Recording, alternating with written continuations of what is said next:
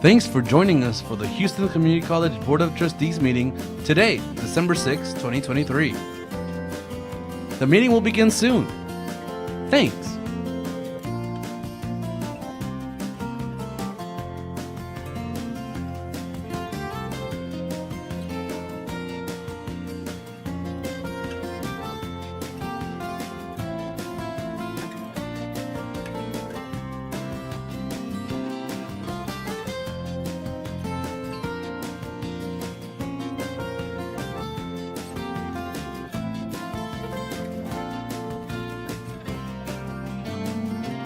The Houston Community College Board of Trustees meeting will begin soon. Please wait.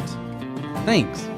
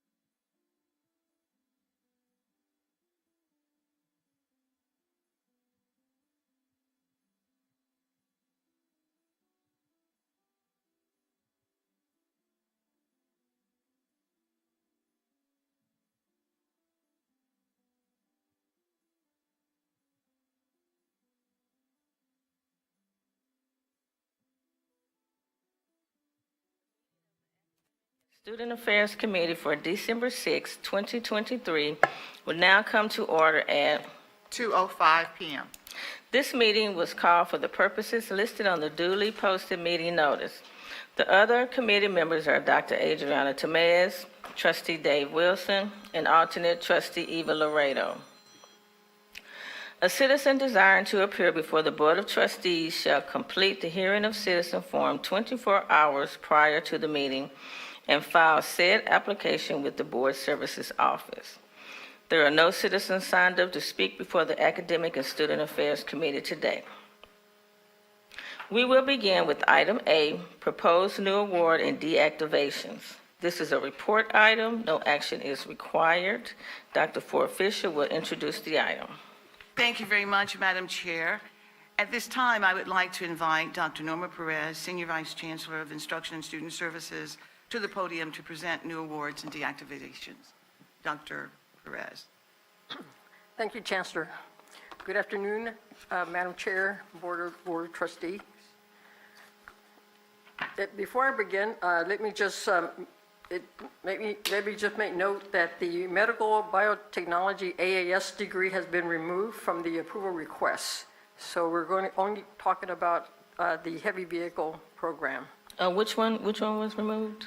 The Medical Biotechnology AAS degree. Oh, okay. Okay, I see it. Thank you. Got it? All right, so the new awards and deactivation report describes 2 award proposals for your consideration. It's the Heavy Vehicle and Industrial and Technology AAS degree, Associate of Applied Science, and a Heavy Vehicle and Diesel Technical Level 1 certificate. The Level 1 certificate is stackable with the AAS. As articulated in the report, and again, it's the report here, these awards address a critical need in the local economy by supporting maintenance and a wide range of commercial and personal vehicles. Due to high demand, program faculty anticipate the awards will be self-sustaining within the first year of implementation. As such, approval is recommended for both credentials. And so the 2 credentials, as I indicated, are this one here, the associate, and the Level 1 certificate. For the deactivation list, the deactivation list is descriptive and does not require action from the board. The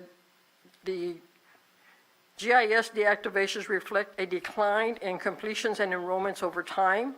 And then to address specific upskilling needs among working professionals, a group of GIS courses will be offered via continuing education moving forward.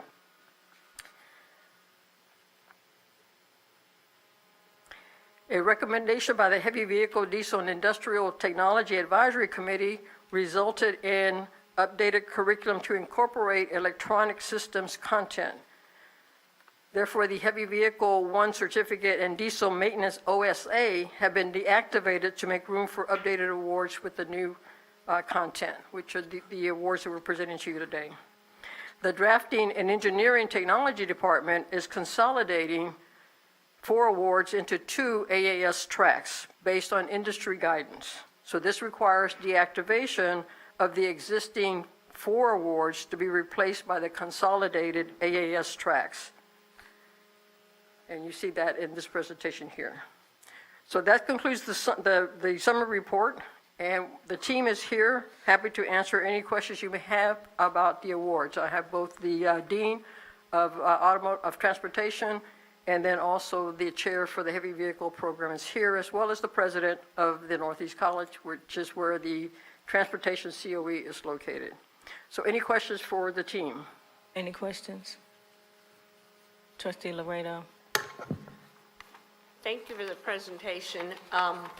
So if there, I'm concerned about the transportation, the heavy vehicle diesel.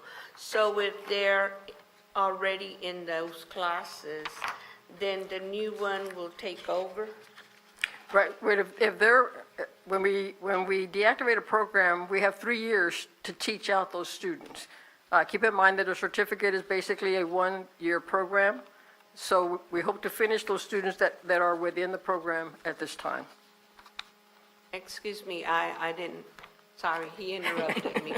So How many students were in it? You said, what did you say about the students? That whatever students we have enrolled in the certificate program right now that we're going to be deactivating, we have to teach out those students. All So right, how and many students are we talking about that are in that I'll have to program? ask the program folks. I see them all standing. They're ready to That's a answer. good sign. Did you move my chair down? My chair went down. Thank you. My name is Hugh Mann. I'm the department chair for the automotive and heavy vehicle diesel. Currently in the heavy vehicle diesel industrial, we have approximately 55 current students in the program. I'm sorry. I'm gonna need you to Tell pay me again, attention. how many students? Currently, we have about 55. Oh, wow. Okay.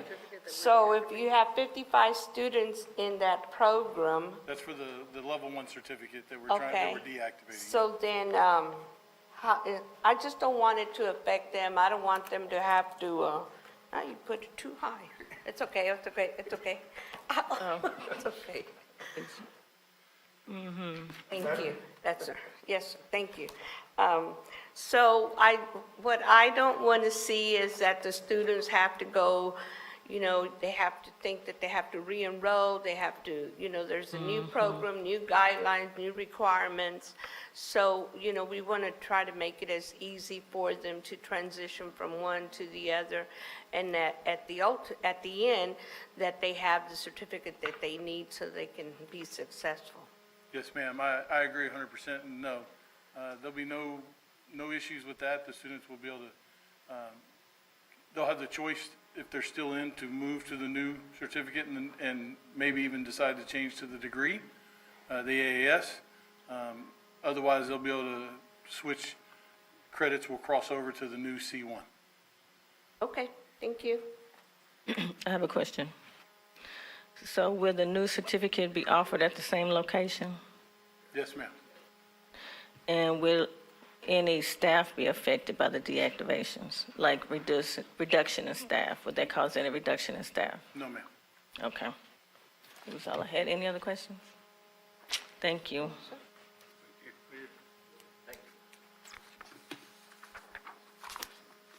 Same thing with the architectural design and construction, the same kind of question. How many students does that affect? And Dr. Siddiqui, do you know how many students we have in that program? In the drafting program? The that drafting program. architectural design and construction? The I drafting I have to check that number, trustee. I don't have top of my head. Okay, the same thing is that, we just need to make sure that we give them the information so they can transition easily. Yeah, trustee, the purpose of this change is to create consolidation, so students don't get confused with so many options. That's the sole purpose of this activity. So they're going from certificate to an associate's degree. Is that correct?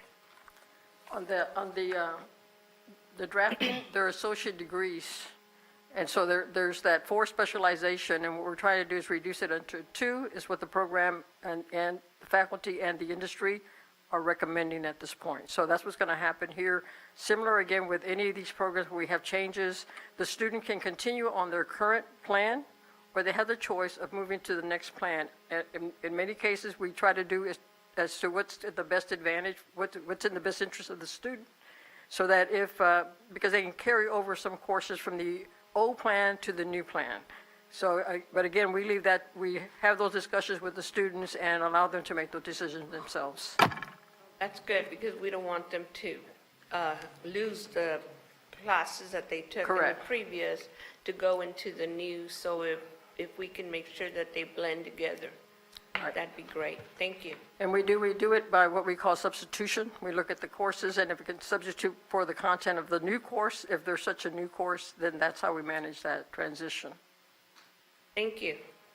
Madam Chair, may I? Yes, Dr. Ford. Very much. Thank you so much, Madam Chair. And what Dr. Perez indicated is absolutely accurate with respect to allowing those students to be taught out and to have that teach out component, and then to give them that option. But one of the things that we're looking at as well is ensuring that those students then have the opportunity for the continuing education courses that can lead to stackable credentials as well for CE or continuing education. So we're trying to run dual tracks for our students, both on the semester credit hour side as well as on the continuing education side, that will allow the students multiple options, or at least dual options. That's correct. Great, thank you. Trustee Wilson? Doesn't Sachs require us to teach all those out? It's a requirement of Yes. our accreditor, isn't it? Yeah, okay. Absolutely. We have to report all this to SACS, which is why we bring it to your board at this meeting, because we have to submit it to SACS by the end of this academic year, Oh, okay. or this semester, actually. Thank you. Thank you. So I believe the next item is the approval of the degree. You ready? Is there a motion to approve item B, proposed new award, heavy vehicle and industrial technology, AAS, and heavy vehicle and diesel technician, C1? So moved, Madam Chair. Second. All right, it has been moved and seconded. We will now hear the discussion on the item. Dr. Ford Fisher will introduce the item. Thank you very much, Madam Chair. At this time, I would like Dr. Perez, the Interim Senior Vice Chancellor for Instruction and Student Services, to continue with the presentation on this item, joined by Dr. Edwards, President of the Northeast College. Please present for your approval for the Heavy Vehicle and Industry Technology Associate in Applied Science and Heavy Vehicle and Diesel Technician Certificate 1. Please, thank you. Thank you. As you see in the agenda, you have both of the degrees. The Associate of Applied Science is 60 semester credit hours, which is required by the state for an Associate of Applied Science. And then the Level 1 certificate is a total of 39 semester credit hours, which again falls in line with what the coordinating board requires for a Level 1 certificate. And as I stated earlier, the Level 1 certificate is stackable into the AAS degree as well. Any questions?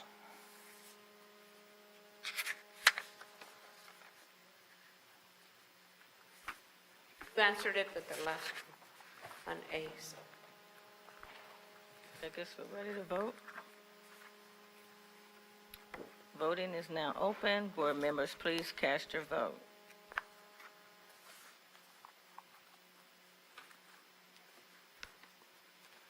Voting has concluded. The item passed with a vote of 3-0. Awesome. Thank you. Please note that item C, proposed new award, medical biotechnology, AAS, was pulled by the administration. We will now move to item D, reporting on supporting student parents.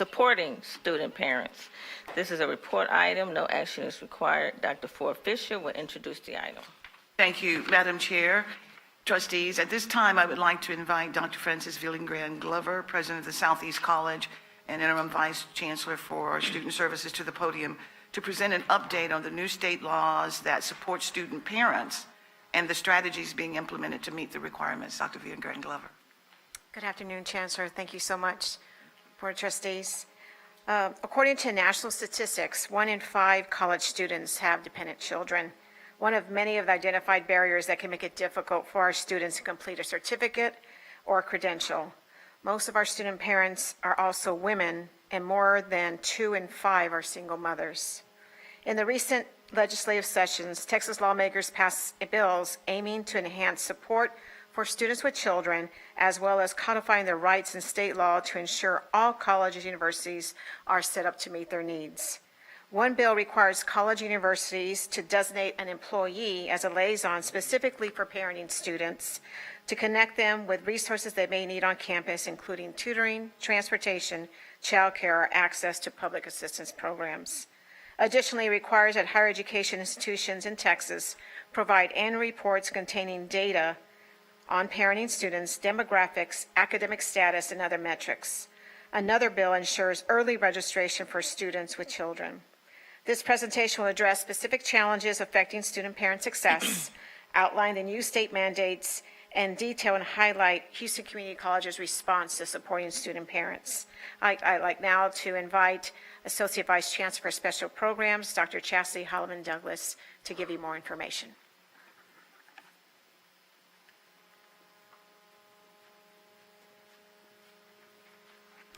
Good afternoon, Madam Chair, members of the Board, Chancellor, and Executive Cabinet. I am honored to initiate a discussion on a crucial facet of our educational community, supporting student parents. National statistics, as reported by the Texas Tribune, indicate that 1 in 5 students navigate the responsibilities of parenthood, representing not just a challenge, but a testament to the resilience and commitment of these students. The data also reveals that student parents are more likely to be found in community colleges, predominantly among students of color. They tend to be older students and carrying almost twice the student loan debt as compared to their non-parenting peers.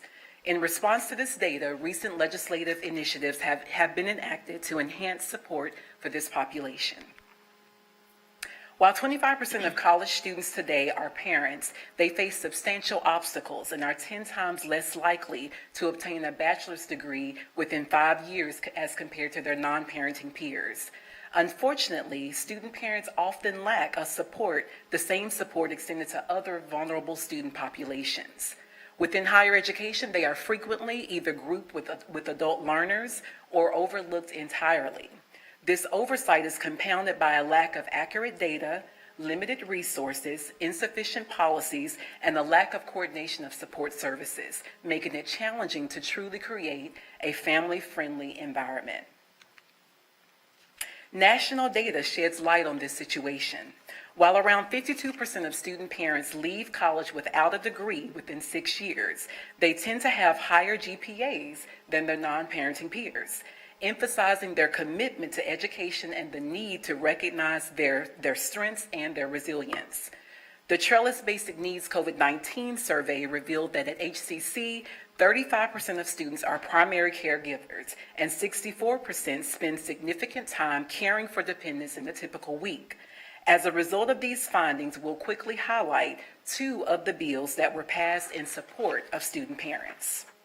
Senate Bill 597 and House Bill 1361 mandate the appointment of liaison officers at each institution to support parenting students. The responsibility of these liaison officers include providing information on various student support services such as public benefit programs, parenting and child care resources, and many basic needs resources. At HCC, our plan proposes that our financial coaches will take on the role of liaisons for parenting students, leveraging their existing strengths and offering supportive resources to our student body. In addition to this support initiative, these bills also introduce reporting requirements aimed at ensuring transparency. Institutions are now mandated to submit annual reports containing data on parenting students, including demographics, academic status, and other relevant metrics. At HCC, we are taking proactive steps to implement this requirement through our dedicated parenting student intake form. This form will be conveniently located in the Student Center for our students to access through PeopleSoft, offering an efficient means to track student parents throughout the year. They will receive nudges at key points throughout the year, annually, to update the form if any parental changes are needed. This process will ensure that our data remains accurate.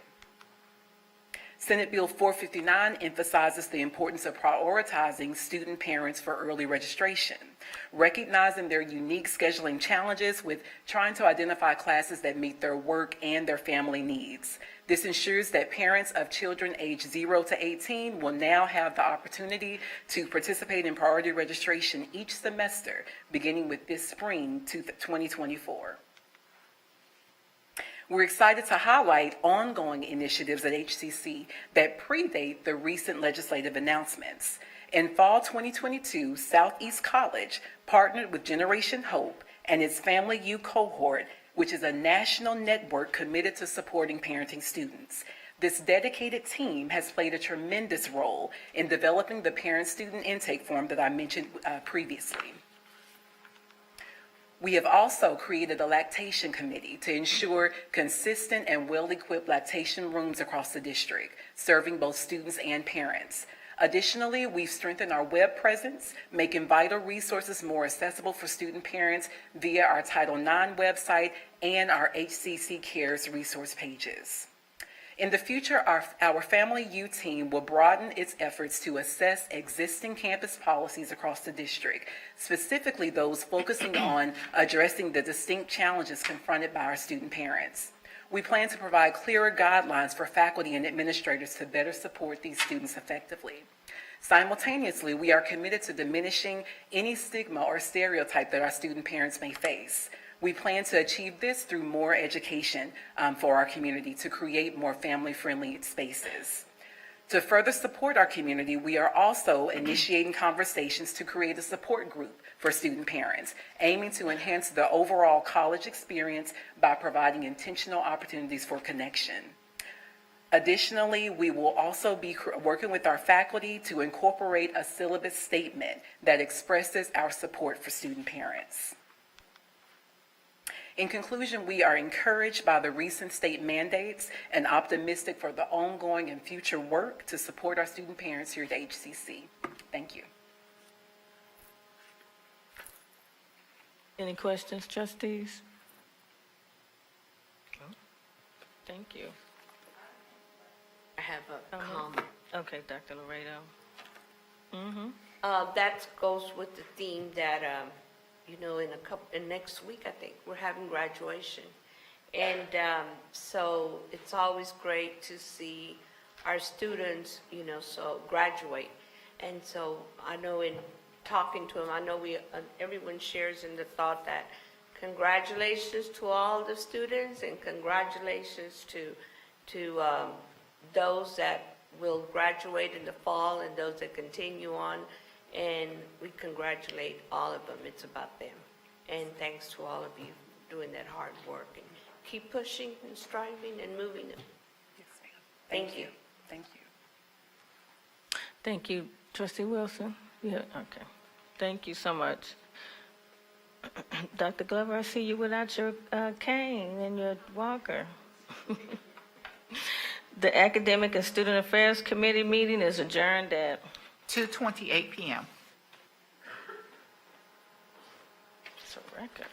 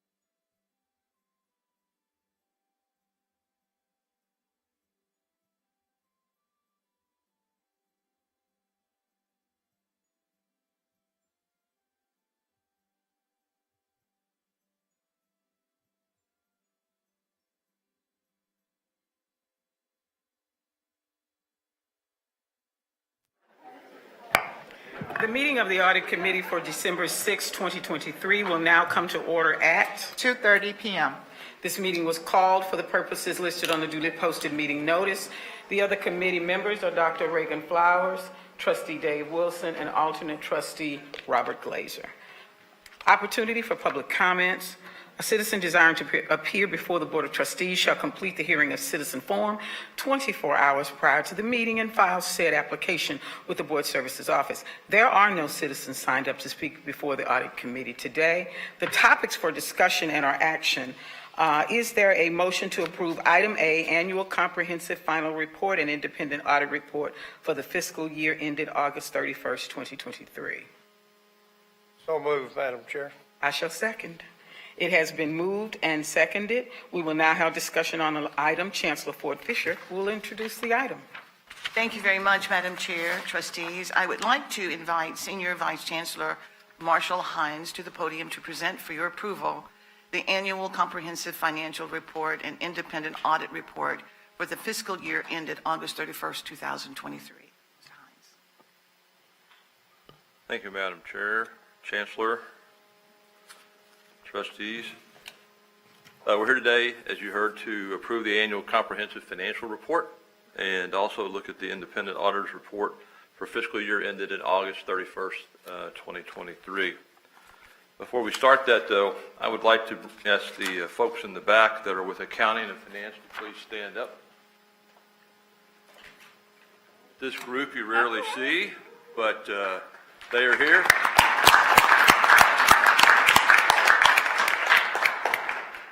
Carla Bender was not able to join us today, who heads up the budget group. Jacob Atkin, of course, you see standing in the front. But these are the people that work so hard and diligently to help us put all this together. So I'm anxious and happy to present them today. So thank you so much.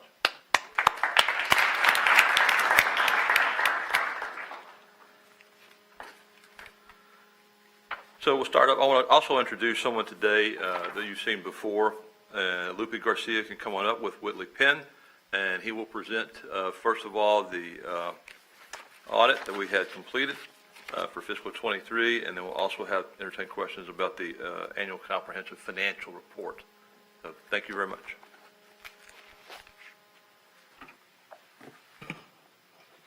Good afternoon, Madam Chair, Trustees, Chancellor. My name is Lupe Garcia, the partner on the engagement for fiscal year 2023. My presentation this afternoon will take you through an overview of the financial statement audit process, the results of the financial statement audit in federal and state single audits. We'll cover some financial statement highlights from the Annual Comprehensive Financial Report, and then we'll end with some required communications. The audit process itself begins in the spring with preliminary planning and gathering of information.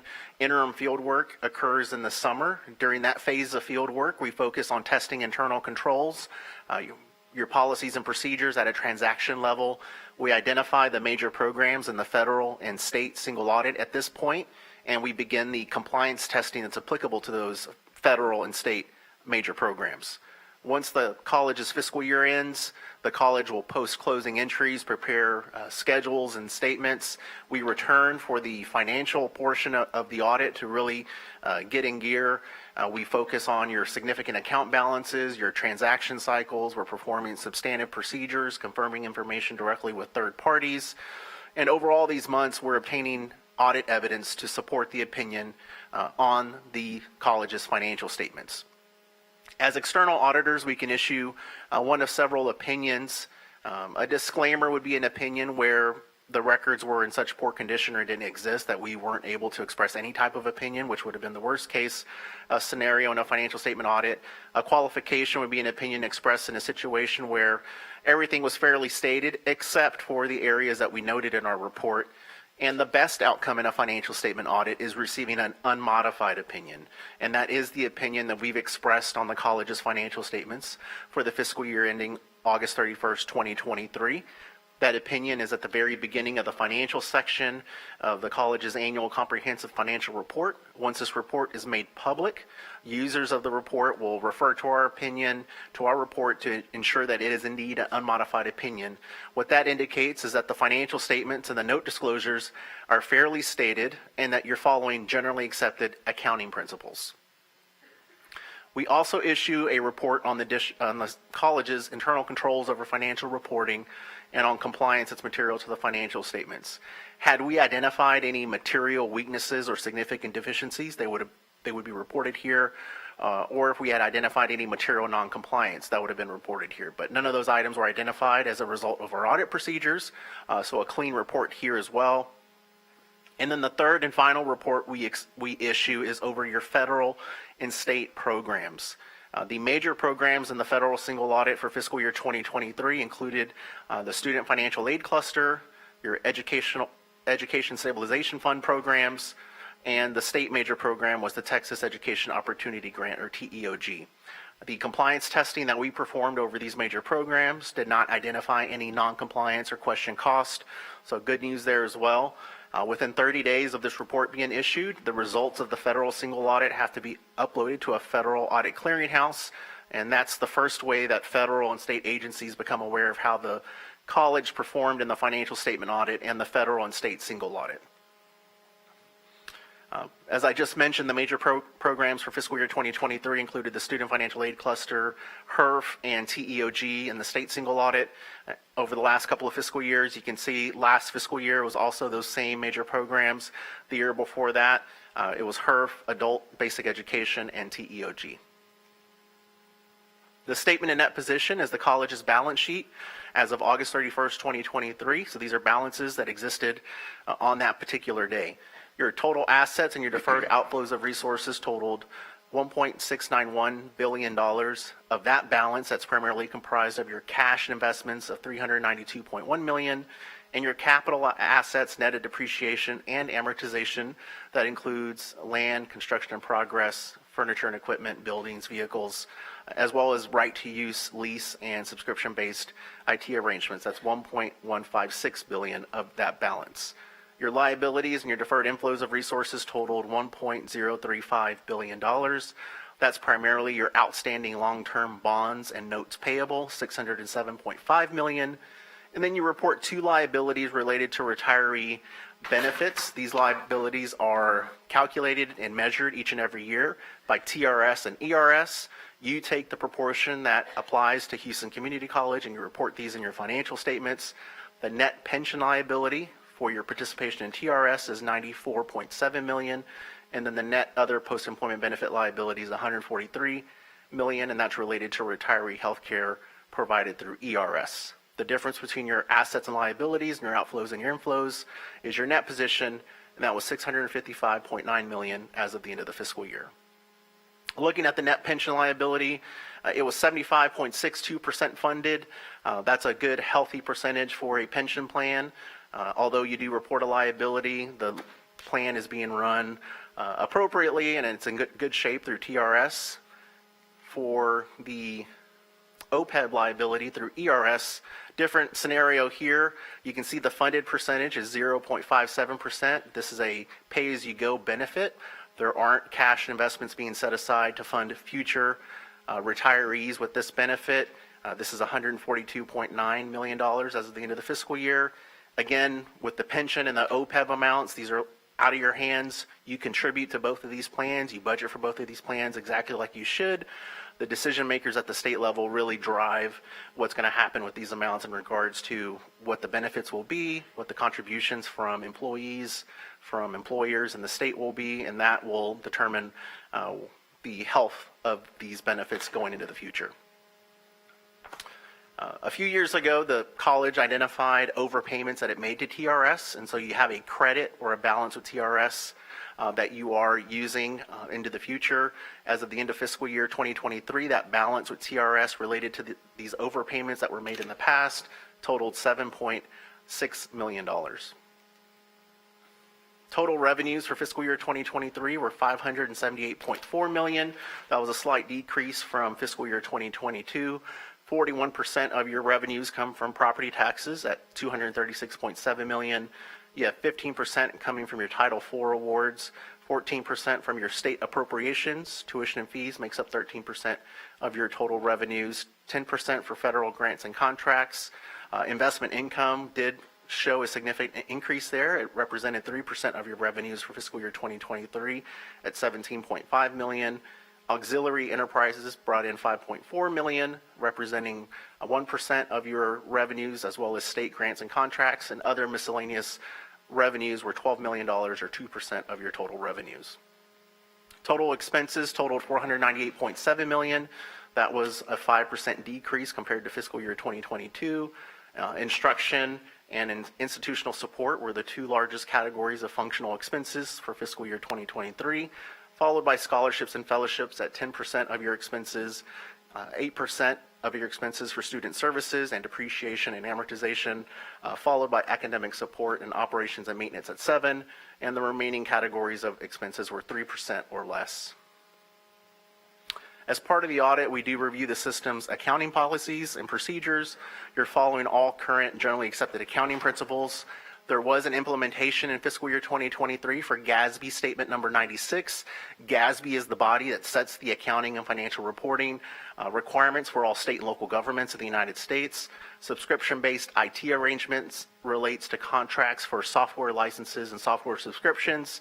The college did a very good job in implementing this standard. We were in constant communication over the implementation of GASB 96, and they started early, which resulted in a successful implementation in fiscal year 2023.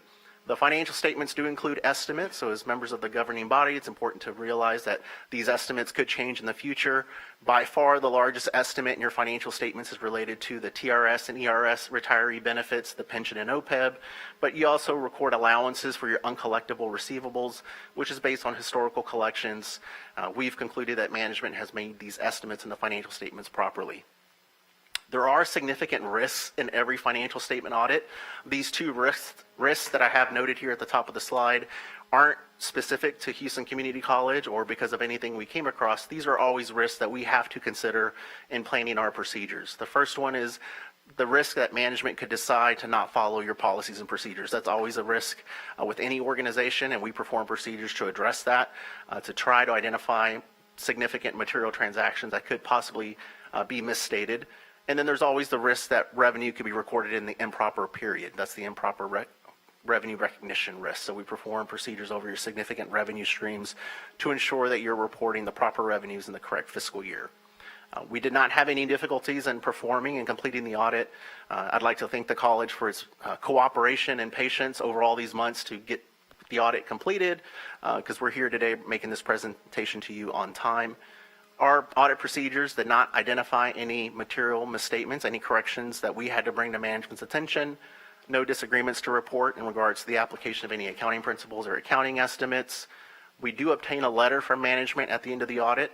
In that letter, they represent to us that they've provided us with all the information that we've requested, that they've not withheld anything material or significant that would need to be included or disclosed in the report. As far as we're aware, the college isn't consulting with any other accountants or auditors on any matters. And then the last bullet on this slide, during the year, we may answer questions, provide information and guidance, but at no time do we feel the way we answer or the position we take on any issue is a condition to our retention as the college's external auditors. That concludes my presentation. If there are any questions about the audit or the reports, I'd be happy to take those questions at this time. Trustee Wilson, are we ready for questions? Yes,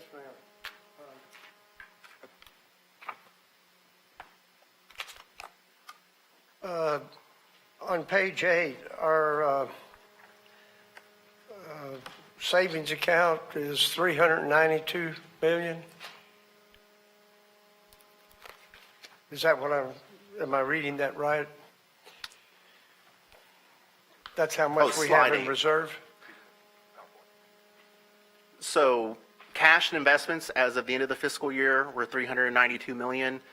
I would not consider that your savings account. This is your working capital that goes into your net position amount. This is what you use to operate as a college, to pay your employees, pay your vendors. Cash flow wise, you make collections for your significant property tax is your number one revenue source. So that those collections primarily occur in December and January. So you need cash investments in the middle of the year. This is the middle of the summer to kind of take you through those next several months. So I wouldn't categorize that as savings, but this is your working capital. Is that different than the reserve we have that the board passed wanting 180 days of reserve. Is that a different line item? That would be included in this amount. It's part of this amount. Okay, well, I read that we have about 350 some days of reserve for our budget, and 350 over 365 times 398 million is about this number. So I guess I'm not understanding the difference between it being working capital and being our reserve. Could you please explain? You have a cash on hand policy. I don't know that you would necessarily call it a reserve, that you're not using it, but it's the number of days of cash that you have on hand, and that's included in that $392.1 million. Correct. So you're counting it twice, I guess. You're referring to it as two different things.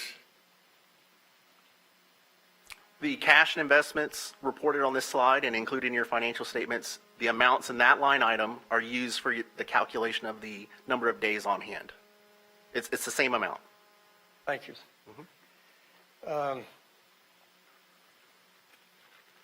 On page 13,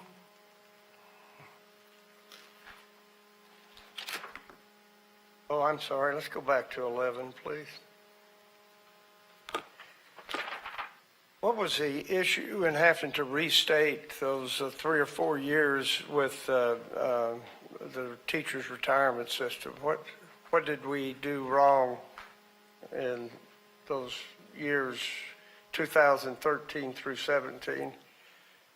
How come we made an overpayment? Sure.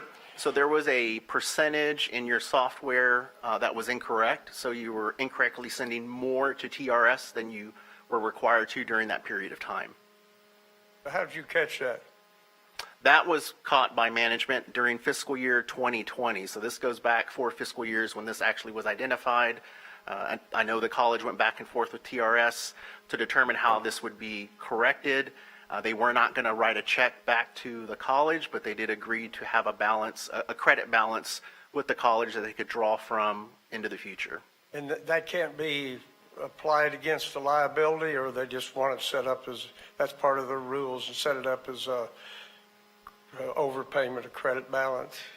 Yes, that this is not applied against the net pension liability. That's a separate calculation performed by TRS's actuaries. This is going to be applied against your annual contributions that you're required to make.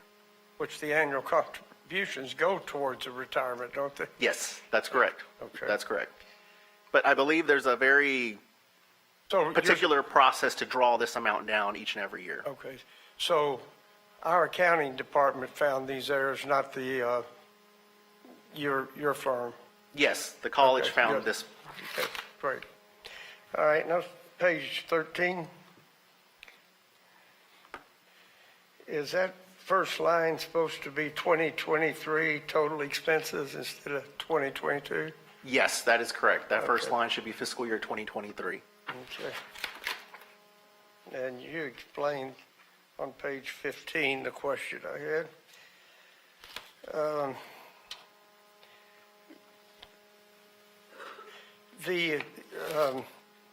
Madam Chair, Please, continue. well, this wasn't part of your report, but it's part of the annual financial comprehensive in the report, so the questions are related to that. So on page 22, has the payment for the Katy campus been made and accounted for in this statement? The note payable, Yes. is that what you're referring to? Yes, that was paid off during fiscal year 2023. So that, And it's now in our asset column, and you've taken it out of notes payable. correct. Okay. Yes. All right.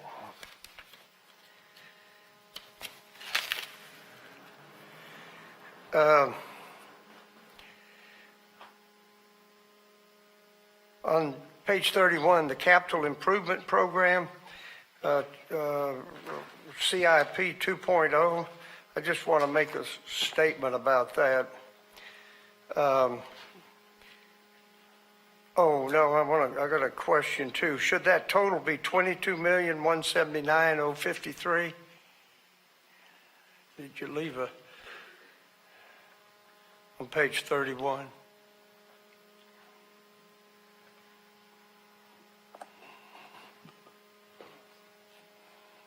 Yes, it looks like that total there on page 31 should be more than 2.179 million, closer to 20. I added it up and I got 22 million. Looks like they just typo and dropped to 20 million. Okay. I'd like to just bring this out, that the 4 items for East Side College Campus amounts to 61% of that CIP 2.0 program. So Southeast College is getting 61% of that, and Northeast College is getting 15%. Central is getting 20%, and then Northwest is 4%, and Southwest, Madeline, they aren't getting anything. So on that CIP program there, so I just wanted to note that.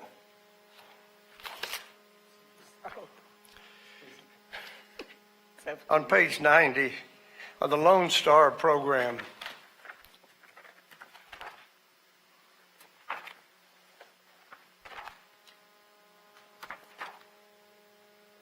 have we ever gotten an analysis of that on, how much do we still owe, 3 million on the loan? Yes. Okay. This may be a Marshall question, but have we ever gotten a cost performance on that program? We voted on it. I'd like to, we're supposed to be transparent and accountable. I would like to have somebody be accountable to the board on spending that money and whether it really indeed did save all of the energy it was supposed to save.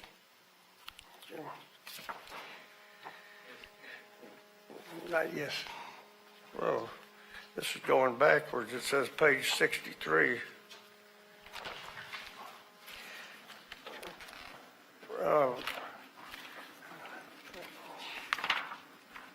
I think that page 90 should be page 60. I think that page is numbered wrong. Yeah. Okay. Now, on page 63, could you explain to me the subscription-based IT? I don't comprehend what that is. So that's the new accounting pronouncement that the college implemented in fiscal year 2023. GASB made a determination that governments across the country were entering into significant contracts and agreements that were long-term in nature, and so they wanted those contracts and agreements reflected in the financial statements. So those are related to anything for a subscription, software subscription or software license. That item is recorded as an asset for the period of time that you're able to use that software subscription. At the same time, you're recording a liability for those future payments that you're required to make under that contract or agreement. So for the most part, the asset equals the liability, but you're just showing it on the financial statements, where in the past that was not a requirement. You're breaking it out and showing it. Correct. Yeah. So if we bought some software worth $50,000, it was good for 5 years, you would write off $10,000 a year for 5 years, and you'd show it as an asset, and then you'd show it as a liability. Correct. Okay, and it's mainly software, or is This is only for software. Yes, Okay. It's very specific to software subscriptions and software licenses. Okay, thank you. On page 105 and page 112, you have full-time student equivalents. On 105 is 30,000. We got 30,859 students. And then on page 112, you've got 19,687. Could you explain the difference? That's my question.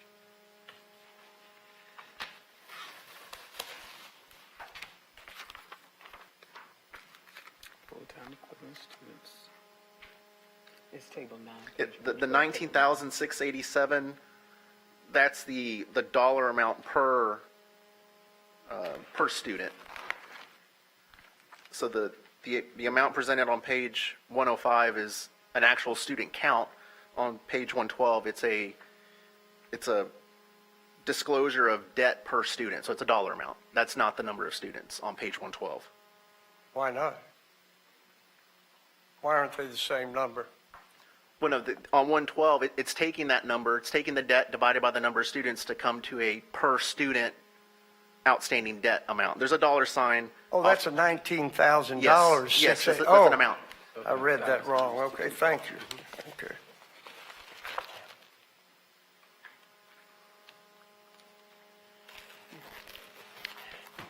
I believe that's, I took a quick look at this. I didn't spend much time on it, but, you know, this is something that the board needs to really look at closely and make sure our mission lines with how we're spending our money and budgeting our money for this institution.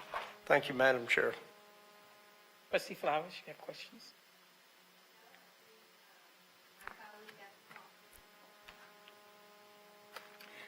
I have a question about, let me see if I can find my tab. The student financial aid disbursements. It started on page 6, the financial aid cluster. I cannot find the disbursement because I want to know the difference between the federal dollars of student financial aid versus the disbursement of that financial aid for the year, and I can't find that. So in the annual comprehensive financial report, if you go to page 130, that'll show you the breakdown of the total that I have here on slide 6 for the student financial aid cluster.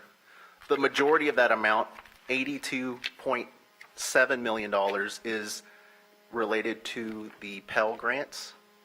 And then $53.7 million is direct student loans. So those are the two largest pieces of your student financial aid cluster.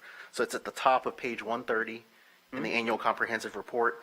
It's the first 4 line items in that schedule. For work study, Pell, direct loans, and FSEOG. And that totals the $139.5 million in cluster expenditures for this fiscal year. So the cluster income, where was that? That's why I couldn't find it. The cluster income for that same group, I'm trying to understand if we did not execute all of the disbursements,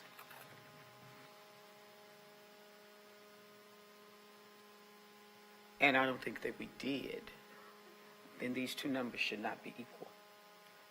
So I'm trying to understand that.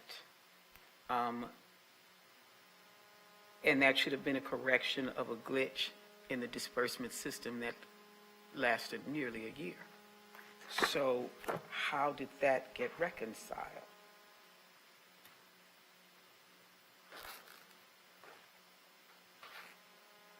With the Title IV awards, when the college performs the drawdowns, most of that gets applied to student accounts, and there's an amount that does get dispersed to the students once their tuition fees, once their account is satisfied. I'm not sure what other disbursements you might be referring to. Well, if it was dispersed to the students, I definitely understand that. But if there was a glitch in the system and it was not dispersed, the number of students that did not receive their disbursements, that should have been evident on page 130 versus page 6. So if we had a glitch in the system and students did not receive their financial aid, where would that be located? Because it's not here, and that's what happened. So if you have funds that you receive from the federal government related to the student financial aid cluster and you have not dispersed it to the student, that is recorded as a payable to the student. So where would that be? I couldn't find it. That would be included. Let me find the page here. So if it's a payable that has not been paid, I want to know what that difference is. I understand it's a payable per student account, but if the student did not receive it, how does that work exactly in this document? Because I could not find the difference.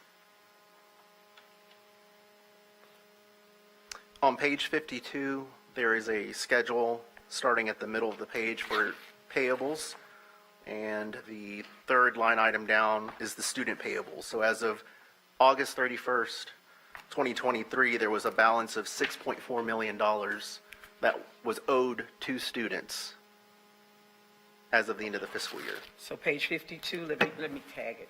Page Where is it 52. again? Page 52? It's the schedule that starts in the middle of the page, payables at August 31st, 2023. And For the then student payables. So we student have payables. 6.4 million that has not been dispersed.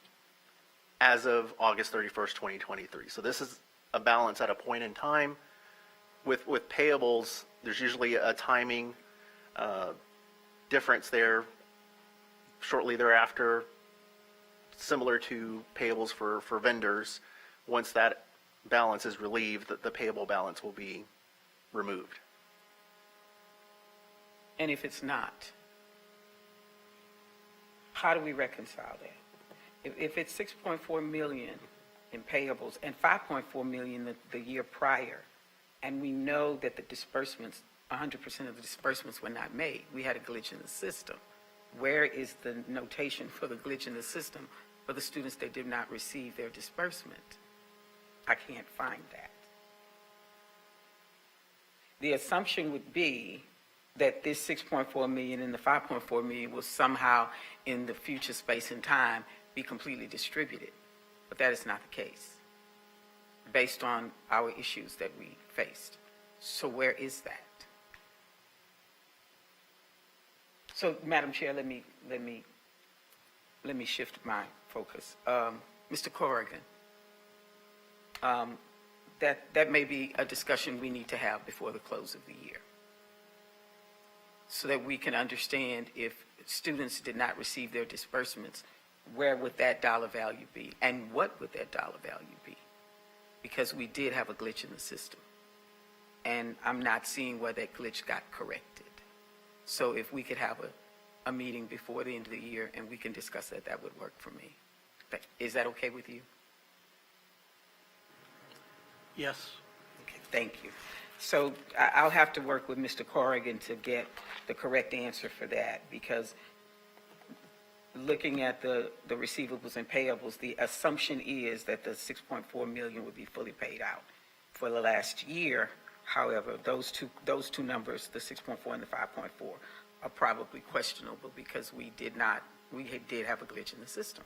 But I could not find where that glitch was noted or alleviated.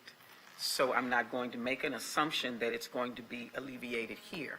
I need to understand completely that it either is or is not alleviated, and how are we going to fix it? We need to make sure that we fix it.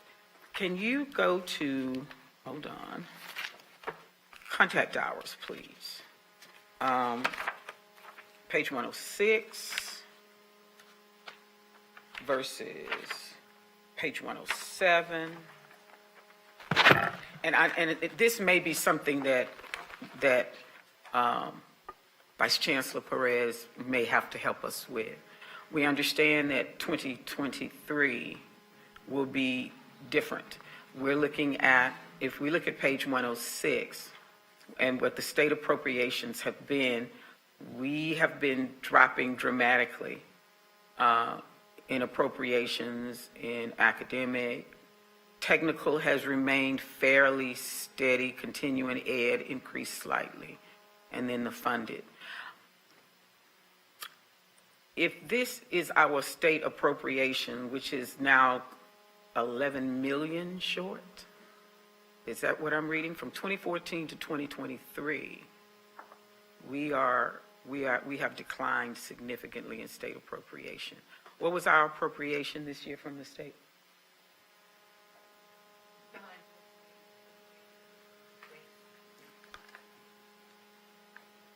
Sorry, Chancellor, I was taking notes. Question about state appropriations? And the question was, what are we this year? Yeah, what are we this year? Is this the correct statement, 51 million? For fiscal '23, I believe we had 63.5, approximately total for state appropriations. So we're declining. So this is a significant decline, So am it's I correct? 63.5 was fiscal year '23. That's what we ended up with. And from 2014 to 2023, we are experiencing dramatic decline.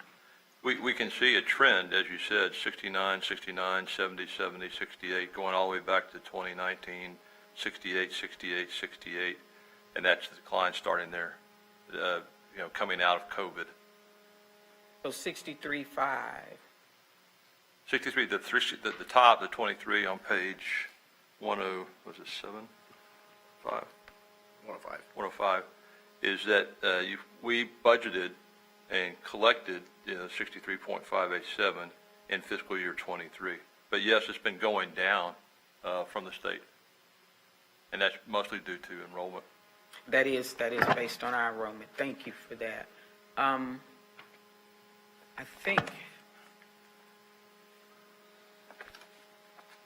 think that all of our questions are answered. I do want the board to understand what's going to happen with the new funding formula, because the contact hour issue, success points, a lot of this is going to change. So how can you explain to the board how that's going to change and how that's going to affect us? If we're not going to receive contact hours for students that enroll and we just get paid for contact hours, now we're going to be paid based on performance. Have you all had a discussion on what this trend is going to look like? Madam Chair, Yes. we have had discussions Okay. from the very beginning of the fall term. Every meeting with the Chancellor's Executive Council, we've had meetings about the credentials of value, the funding that we receive. We've worked with the coordinating board to get detailed information with respect to the FAST program for economically disadvantaged students as well. We have also increased the number of credentials of value that we offer in our technical programs. In fact, Mr. Hines has indicated that we have received a significant increase in the dollar value that we have been able to accrue. As you know, the coordinating board is now considering every single term to be a base year for us. And so we received our first tranche of money from the coordinating board based upon performance in October. We will receive 2 additional tranches of funding in the spring. As you will see, our enrollment is steadily increasing. In fact, for the spring term, we are up over 23% than we were last year as we look at comparative day-to-day.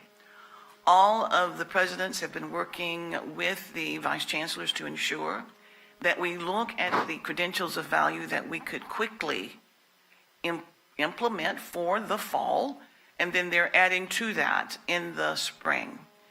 Everyone has indicated the growth that we are seeing now at all of the colleges. Every college is up in enrollment, some significantly. So I would like for Mr. Hines to address the amount of funding that we received in the first tranche in October, please. Thank you.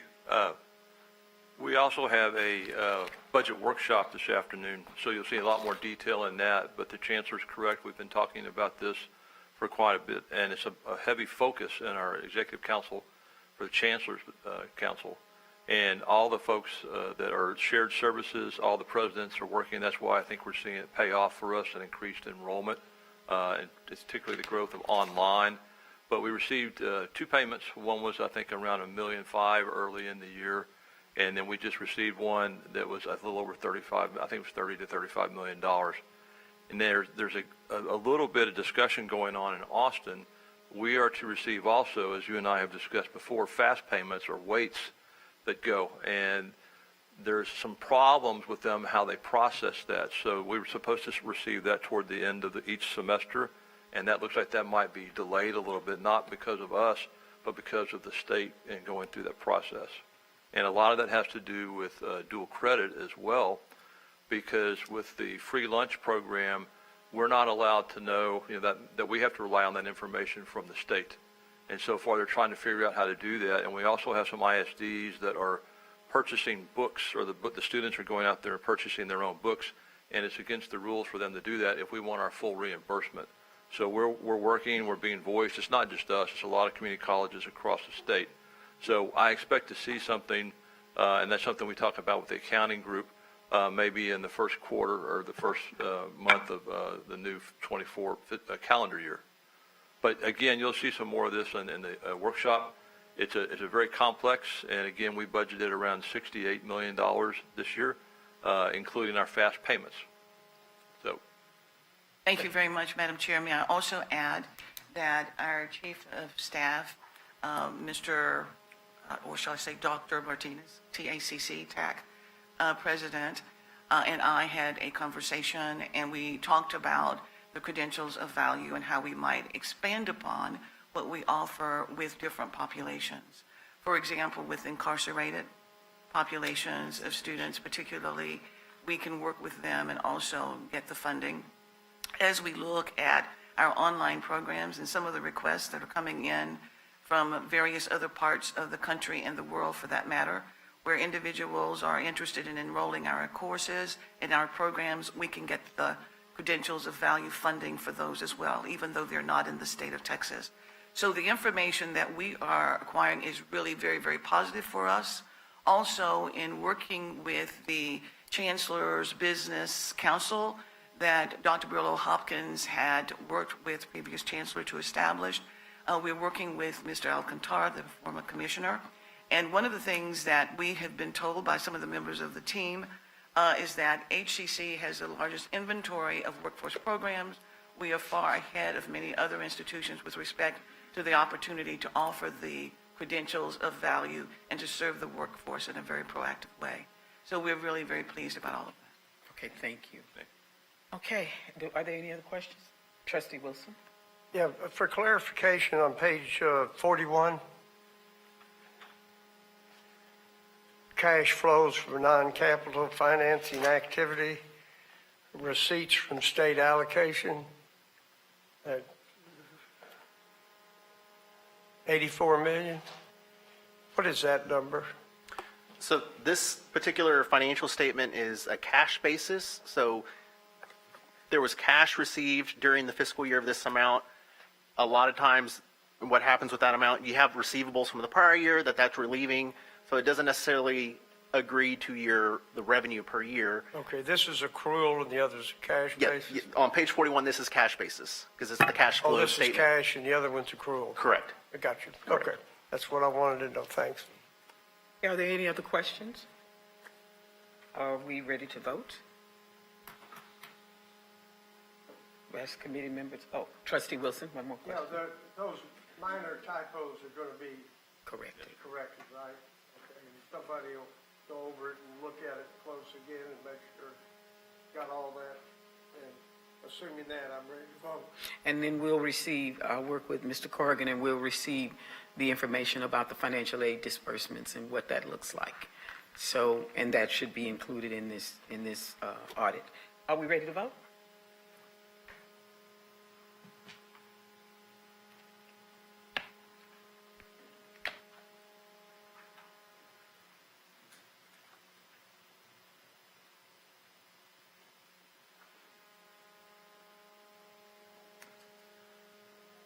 Voting has concluded.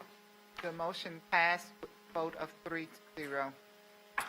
Thank you. We will now move on to item B, which is the update on quarterly control and compliance attestation for Q-2023 exception. This is a report item. No action is required. Chancellor Ford Fisher. Thank you very much, Madam Chair, trustees. At this time, I would like to invite General Counsel Ashley Smith and Senior Vice Chancellor Marshall Hines to the podium to provide an update on quarterly control and compliance attestation report for Q-2023 exception related to facilities and information technology. General Counsel Smith. Thank you, Madam Chancellor. Madam Chair, trustees, we're here to provide an update on the previously reported exception under our attestation process. You'll recall that Initially, there was a report of an exception made by the Chief Facilities Officer, and that was a report submitted October 24th. The report was related to the HCC archived building plans, which had been stored and preserved on electronically on a server which was decommissioned and destroyed July 24th, 2023. We presented to you at the last meeting what mitigation measures were being taken, and it indicated that we would come back to you at this meeting and provide additional information, which we're prepared to do today. Mr. Marshall Hines and I are here to answer your questions and to provide you with additional updates on what measures have been taken.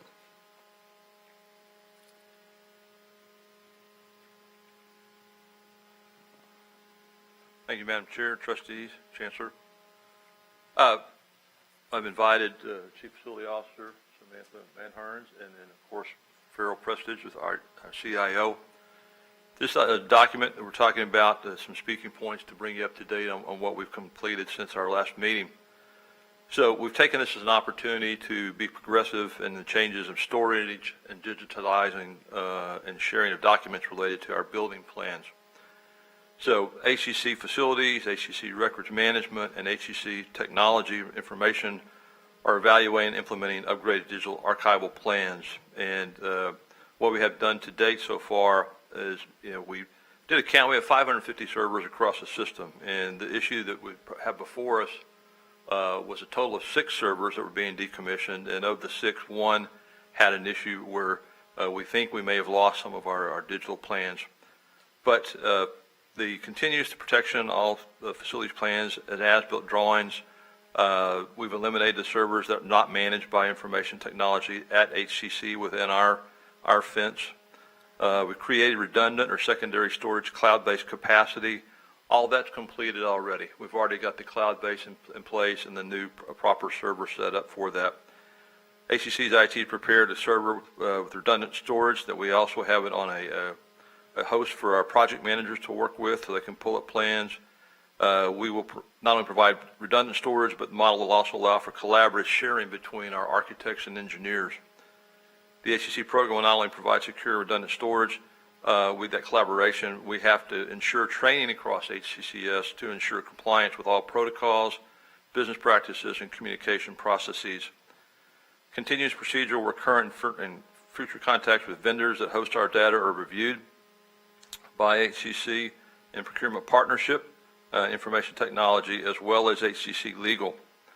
Requires periodic review of HCC building plans, continued required archival architect vendors, that when we receive, I spoke about this last time, since probably 2003, 2006 and forward, every architect that we work with will be submitting, has been submitting digital as-built. So that's the common state, and we're going to continue to host that and make sure that they do that.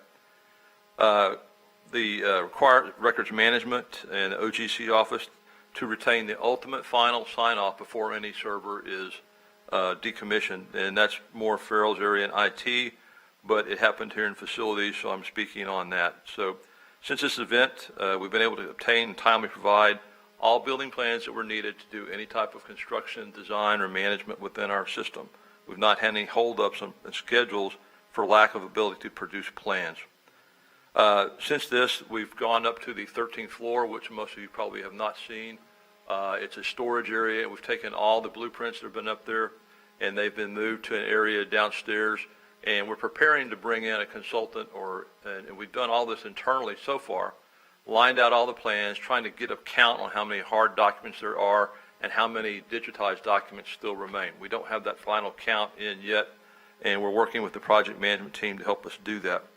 But right now, we've organized 85 to 90% of those plans in this new location. We've moved our photographic equipment that actually scans for that, and our create a space for a new vendor to work with us.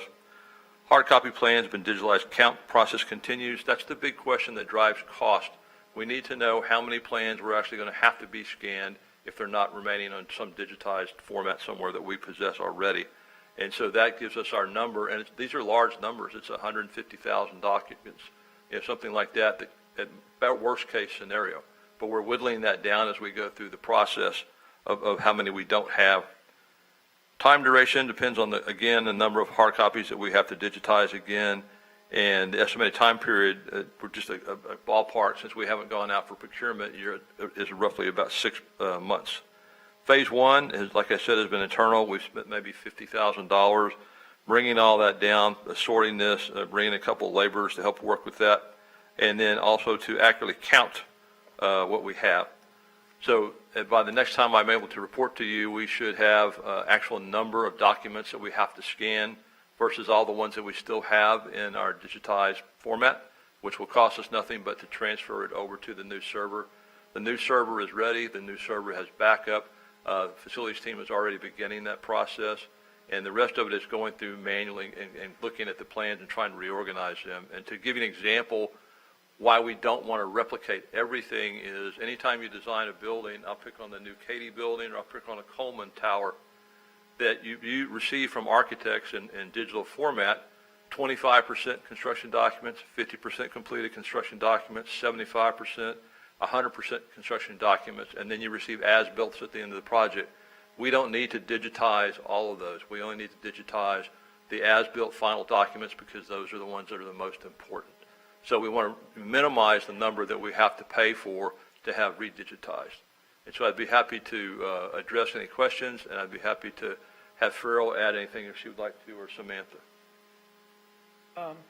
Mr. Wilson. Time-wise, what are you looking at? A month, 2 months, 6 months, or what do you think? I gave you an approximate date of 6 months, and that's counting the holidays as well. We've got to go through procurement to get a vendor. There's people that do this. A lot of organizations will ship overseas because it's less per square foot to scan documents. We're looking internally. We really don't want to send a lot of our old documents across seas, and we'll try to keep that here internally. So probably less than 6 months to be completely back. And again, I want to emphasize we have not been able to find an incident that we couldn't supply plans that were needed or information as built that were drawn so that someone can proceed with any type of project that's going forward. Thank you. Trustee Flaw.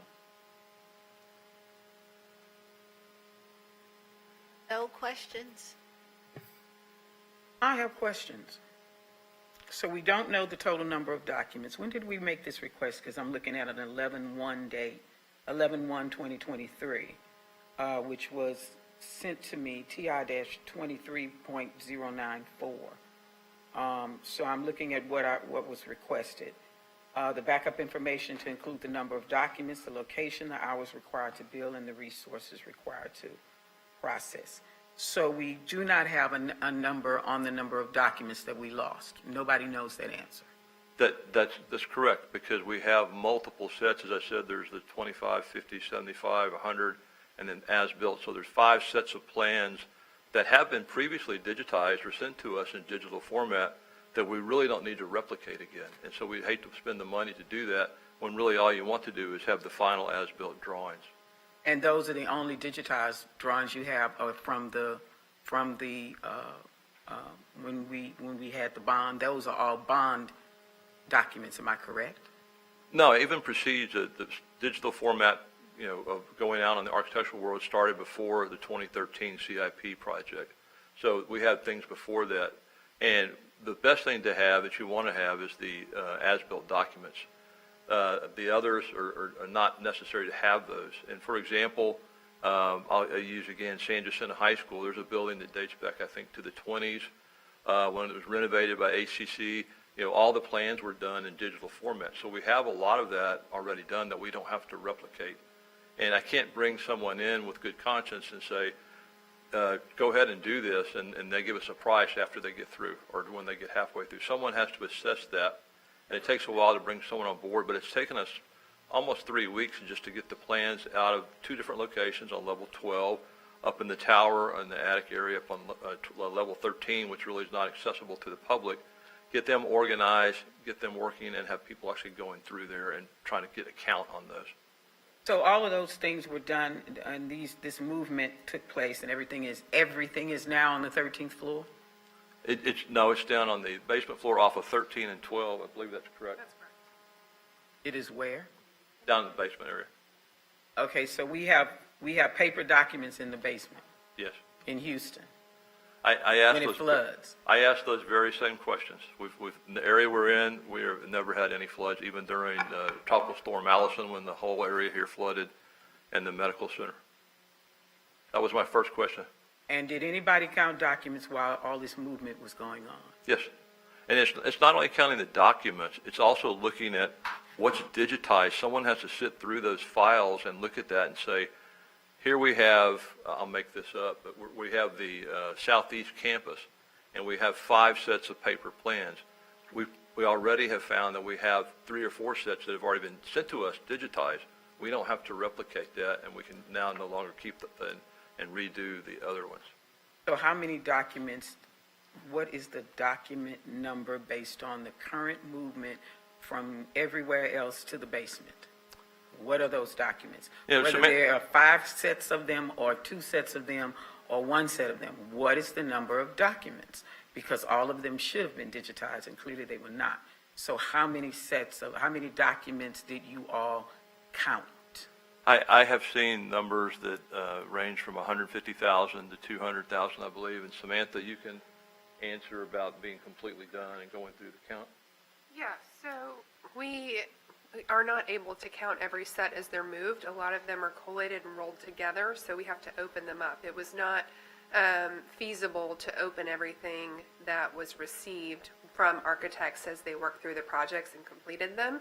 So we're opening all of those up, destroying all of the convenience copies, and then counting how many we have after that cross-check with the digital documents that we do have on CDs, USB drives, in eBuilder, and other locations. So we don't have the final count yet. We're basing that on an estimate, but as Marshall said, our goal is to reduce the number that we actually have to scan to as few as possible. So you're counting the rolled documents that are bound on one end, where the outside binding is the last thing you see, correct? Right. So counting that is not a problem, correct? Well, so a lot of them were never opened. Correct. So they're rolled in, let's say, they might be 5 sets on some are 3 sets, and taking it all apart and pulling that. Yes, we're still in the process of counting. Because from what I understand, when I receive those documents, those rolls can be counted by the binding edge. You don't have to take them apart. You can count the number of binding edges, and that's a better estimate. But now I'm being told you have to take these things apart to count them. I find that a little bit interesting. So meaning if they've rolled 3 sets together, we're pulling 1 set out, and then that set gets counted. So it's just a sheer factor of time to count 150 or 200,000 sheets of paper by hand. So we don't know. So it's somewhere between 150,000 and 200,000, and that's a base guess versus a wild guess, correct? Right, and then the consultant that we've been talking with to get an idea of what would be needed to be successful as far as putting together a scope of work has said, there's a price variation based on whether we want things scanned individually or in sets, to your point, as far as, it's bound, and can they put it all together, or do we want each sheet labeled so that it's easier for searching?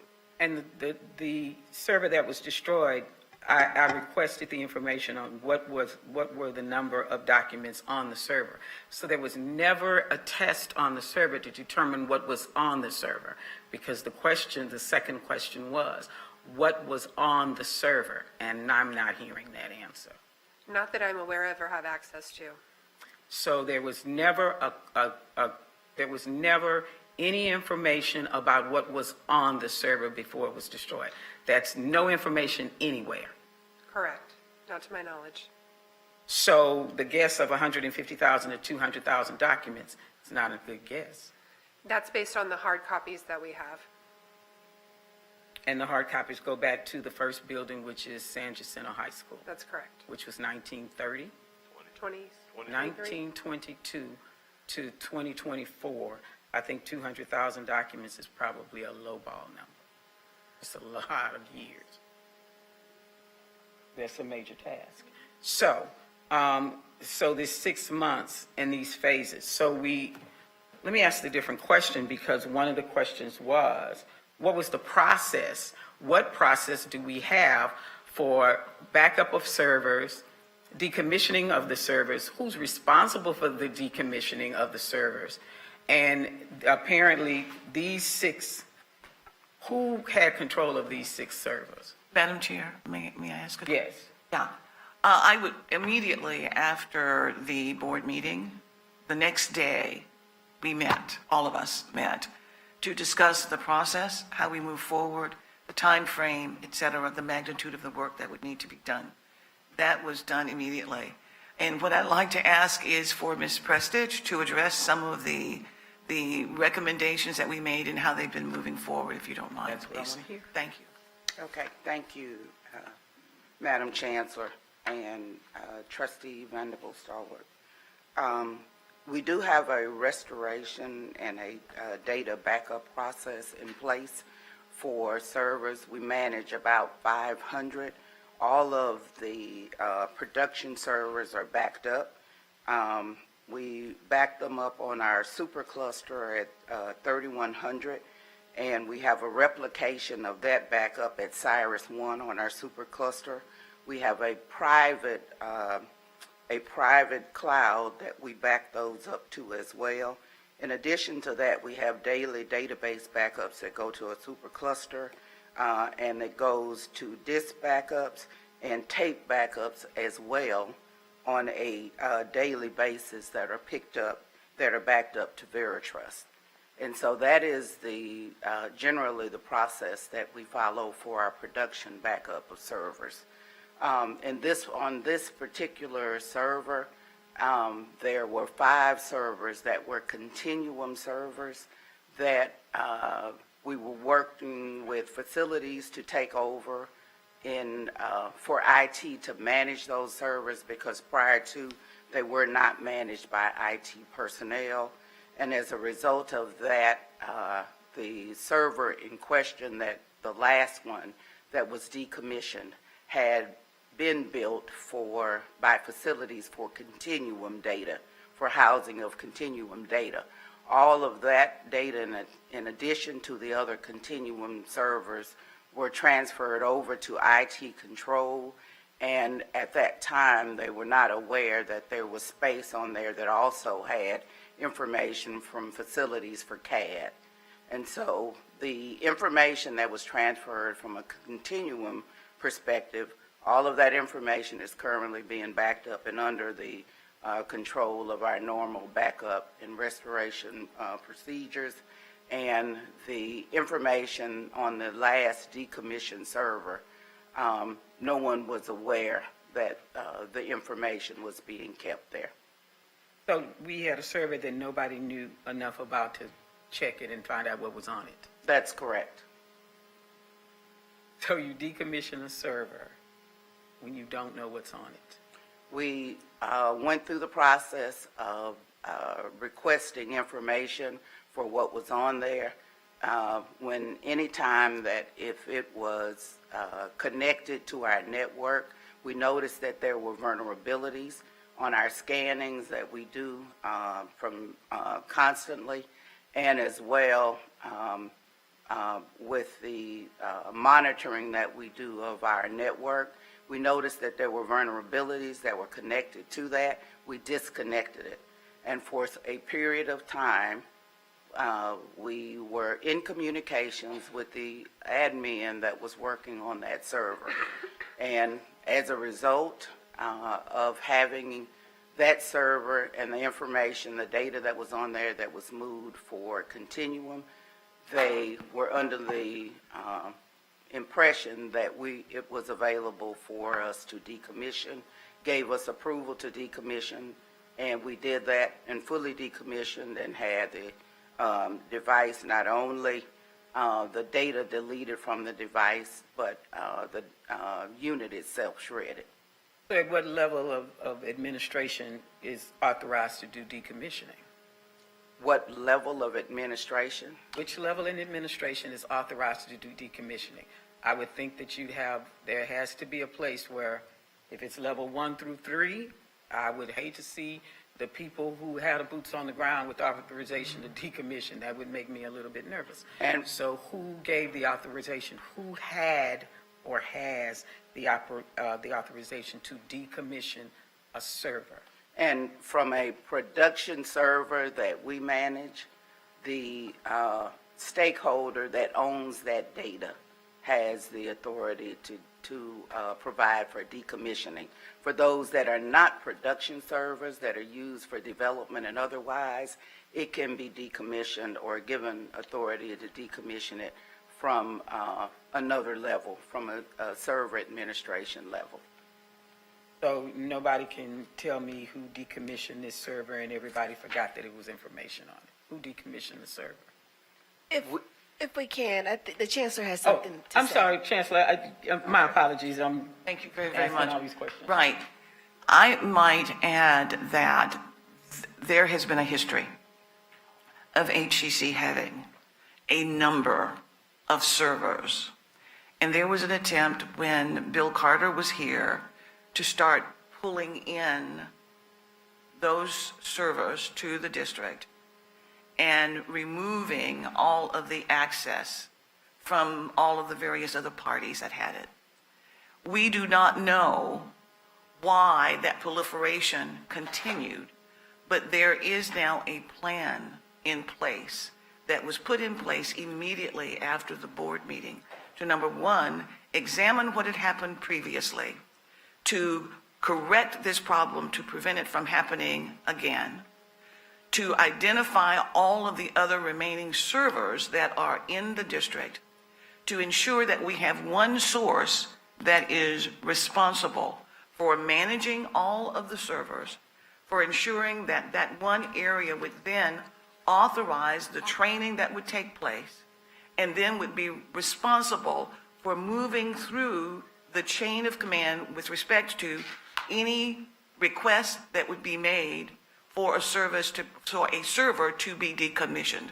So we have those guidelines now that are in place, and moving forward, that is how we plan to operate with respect to the managing of those servers, with respect to the training of the employees who are now operating within IT in order to oversee all of those servers that we have. So what I'm going to request is that we have the opportunity to assemble a team that can identify all of the additional components that you're requesting so that we can bring that back to you. It is going to be a big load, but everybody is committed to doing it because we want to make sure that we address all of the questions that you have. I appreciate that. I really do. And here's a concern I have about consultants. We've had a very long history of hiring consultants who have to be brought up to speed on everything that goes on here before they start working. We pay them to be brought up to speed. I think that's unacceptable, especially with 550 servers. I'm sorry. I'm deeply disappointed in the response up to the questions that I asked because 6 weeks, 5 weeks, this is just not acceptable to me. If I may respond, please. Yes. The 550 servers that we manage, we don't have any issues or data concerns with the 550 that we manage. And neither do we have any incidents or data concerns with the production servers that we have handled under our backup process. And so for those that the Chancellor has mentioned, or some that have been outside of the realm of the management of the IT department, and the recommendation that I am requesting is that we are allowed to bring them in. And if we are allowed to bring those in, they will be under the same level of management that we have for all production servers, and we wouldn't have these issues. I completely agree. And that is what we agreed to, Madam Chair, at our meeting. I think that it's wise to have all of this in one place. And Mr. Corrigan, we identified this as one of the 10 top risks, did we not?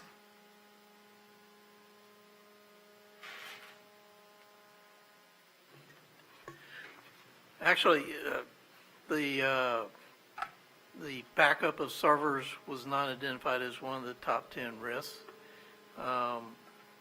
However, it is in our audit plan for this year to look at that. And that would be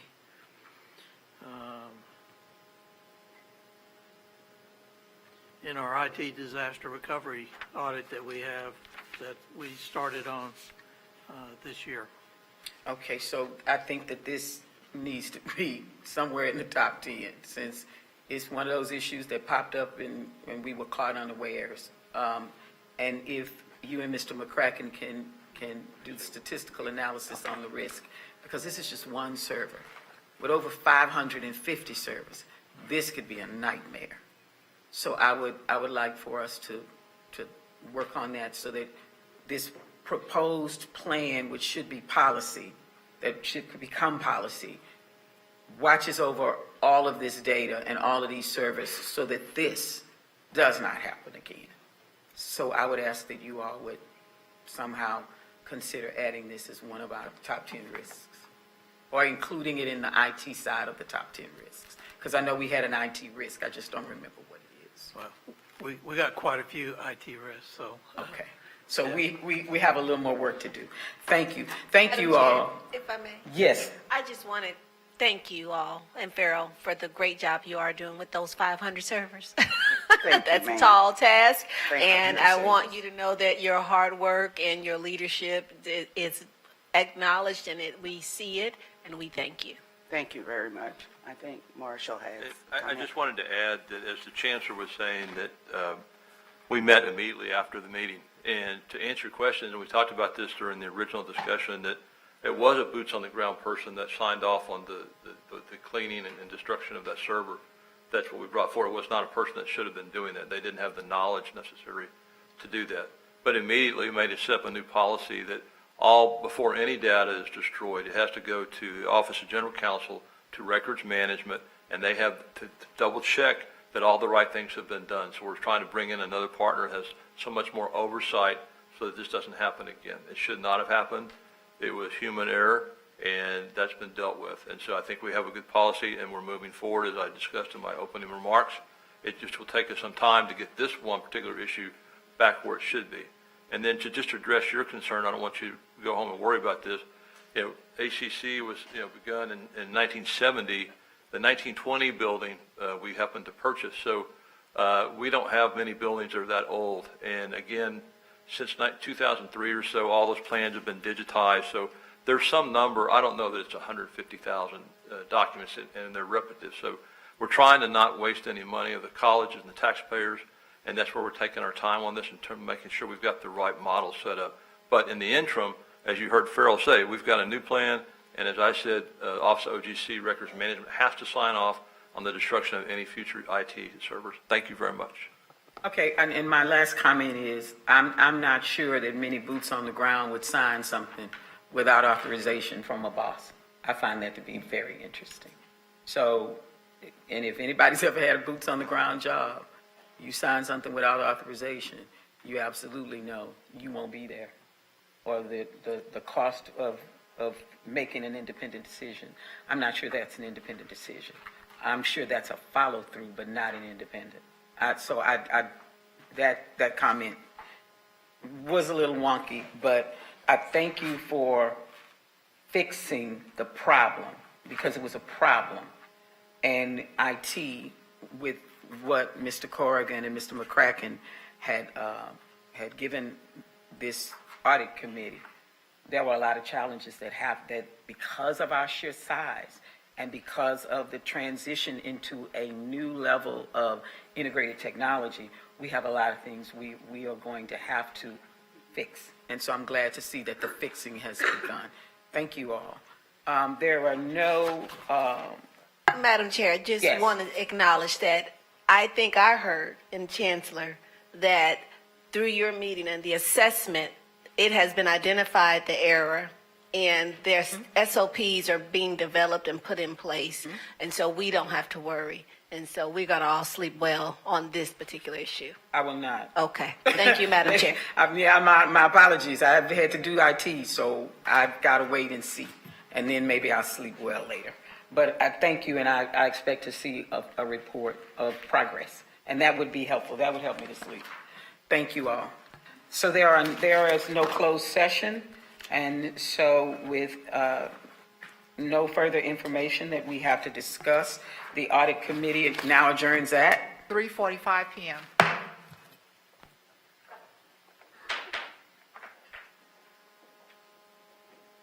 The meeting of the Board Governance Committee for December 6, 2023 will now come to order at 3:45 PM. Thank you, Sharon. This meeting was called for the purposes listed on the duly posted meeting notice. The other committee members are Trustee Robert Glazier, Trustee Venable Stallworth, and Trustee Monica Reichart serves as the alternate on this committee. A citizen desiring to appear before the Board of Trustees shall complete the hearing form 24 hours prior to the meeting and file said application with the Board Services Office. There are no citizens that have signed up to speak before the Board Governance Committee today. Our topics here, we have an item here that looks like, item A is proposed changes to CAK local appropriations and revenue services investments. Do I have a motion? And do I have a second? I'll second.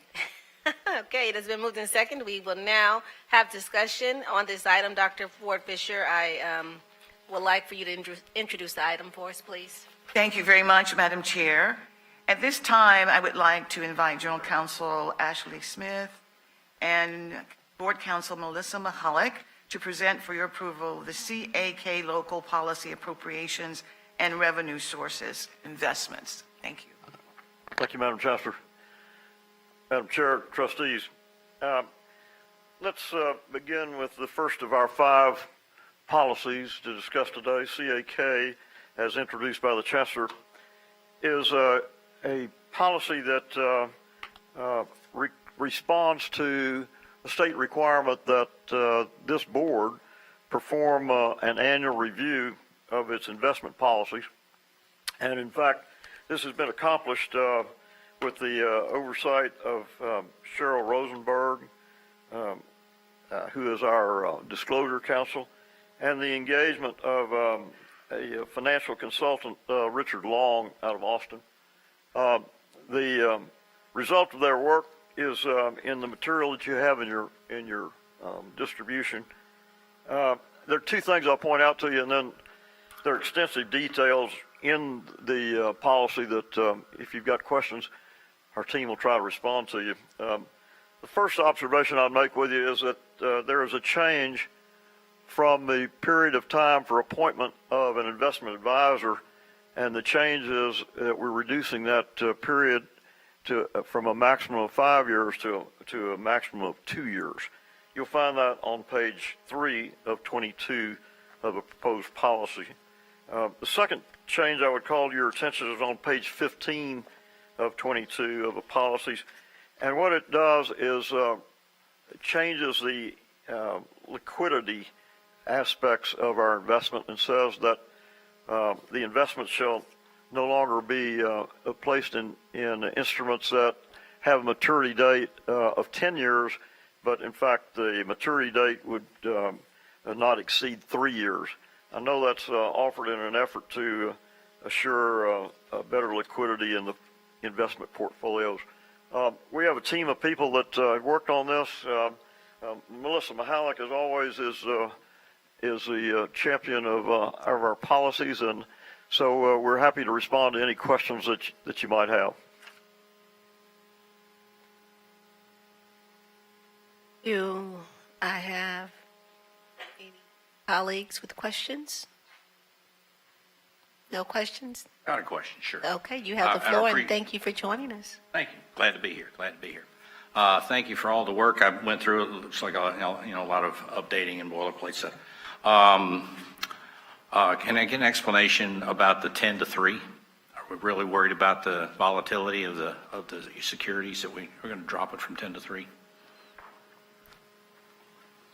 And Trustee Glazer, for the answer to that question, I'm going to defer to the administration. Jacob Atkin, am I saying your name right? Is going to respond to that question. Appreciate it. Chairman Glazer, so our current practice is to invest in investment fund pools, mutual funds, and treasuries. Right now, our maturity, our weighted average maturity is actually less than 1 year. So the 10 years to 3 years does provide under policy greater liquidity in our investment fund, but it still far exceeds our current practice. It also better aligns with the opportunity to invest in corporate bonds should the institution ever decide to do so in the future. Now, right now, corporate bonds are not as profitable as treasuries, so we don't anticipate engaging in that activity anytime in the near future. But if we were to do so in the future, this policy would now align us with the requirements under PFIA. You mentioned that we invest in pools that have an average, weighted average maturity of less than a year at this point.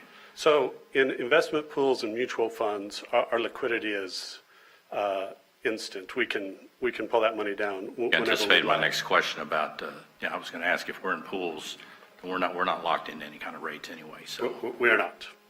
And the maturity is going to be just a weighted average. We're not locking into any specific maturity dates on individual securities.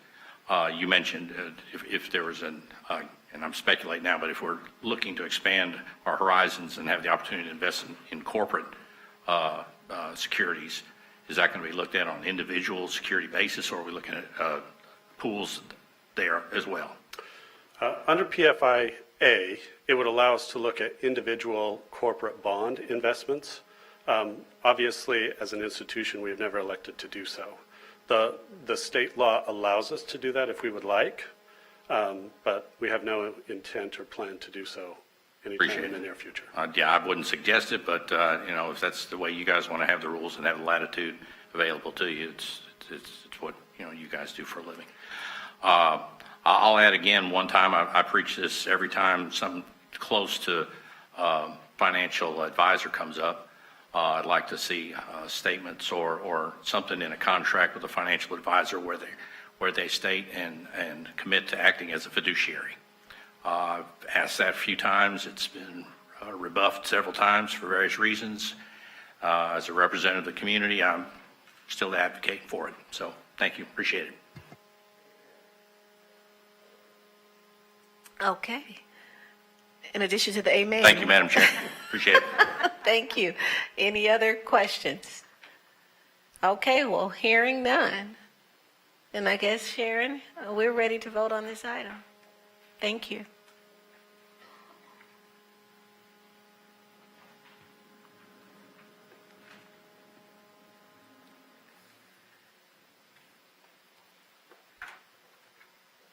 Dr. Vanderbilt Stallworth.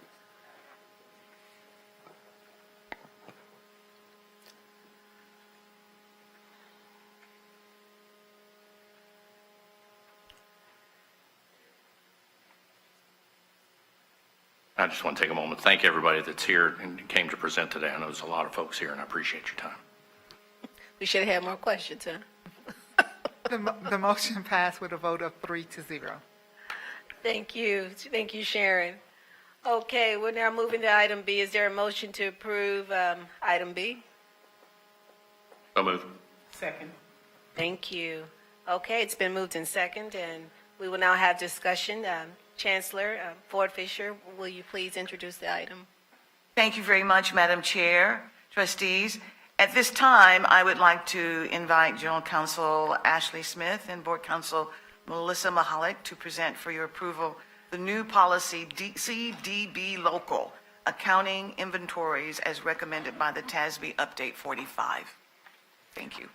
Thank you, Madam Chancellor, Madam Chair, trustees. A much simpler policy to present.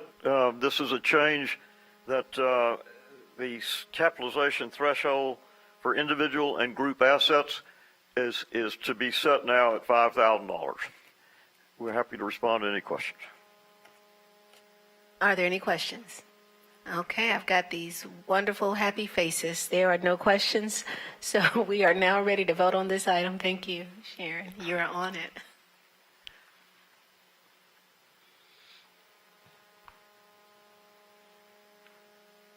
Voting has concluded. The motion passed with a vote of 3-0. Fantastic. Thank you, Sharon. We are now ready to vote on item B, approve CDB local policy accounting inventories.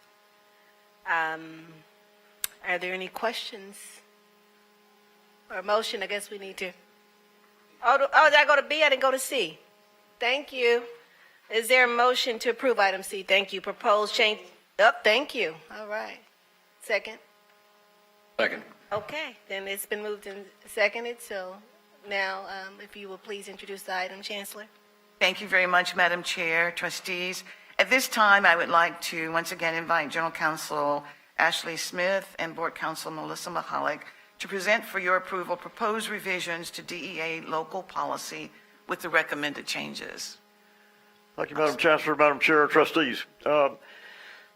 DEA is a result of TASB's proposal to restructure their policies.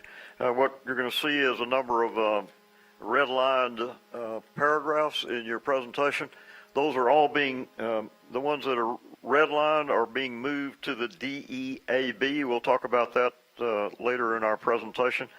What I might call to your attention as regards changes in DEA is that this is one that I think everybody can approve.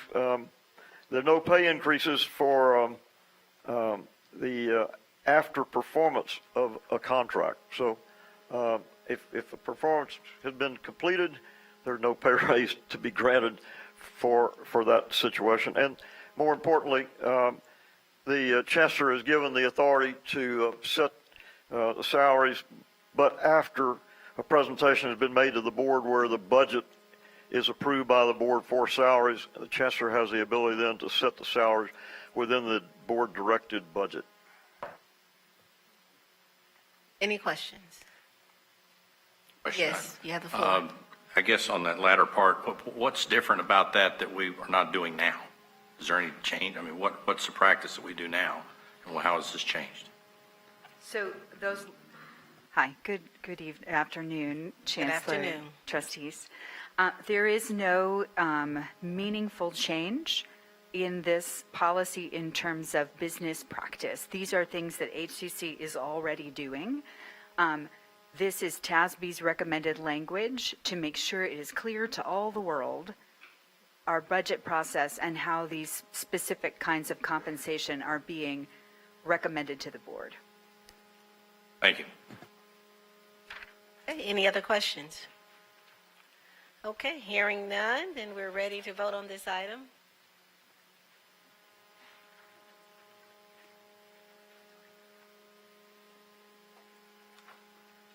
Voting has concluded. The motion passed with a vote of 3-0. Thank you, Sharon. Is there a motion to approve item D? Approve DEAA local policy compensation plan, incentives, and stipends. So moved. Thank you. It's been moved and seconded. We now will have discussion. Please lead the discussion, Chancellor. Thank you very much, Madam Chair, trustees. At this time, I would like to invite General Counsel Ashley Smith and Board Counsel Melissa Mahalik to present for your approval the proposed new policy DEAA local incentives and stipends as recommended in the TASB Update 45. Thank you. Thank you. This is a new policy that's recommended by TASB. It's part of this reorganization of these three policies. The only difference here is for whatever reason, when HCC adopted TASB policies back in 2016, this language from the model policy was not included in DEA. So TASB is now recommending that we add it as policy DEAA, and it works in tandem with these other two policies that were the one that we just discussed and the one that we'll discuss next. Are there any questions?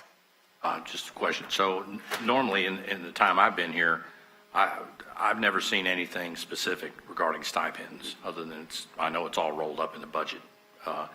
Is there going to be anything different, or are we just going to be business as usual and this is just codifying what we've been doing? Correct. I believe this reflects current practice. Thank you. Any other questions? Hearing none, Sharon, we're ready to vote on this item.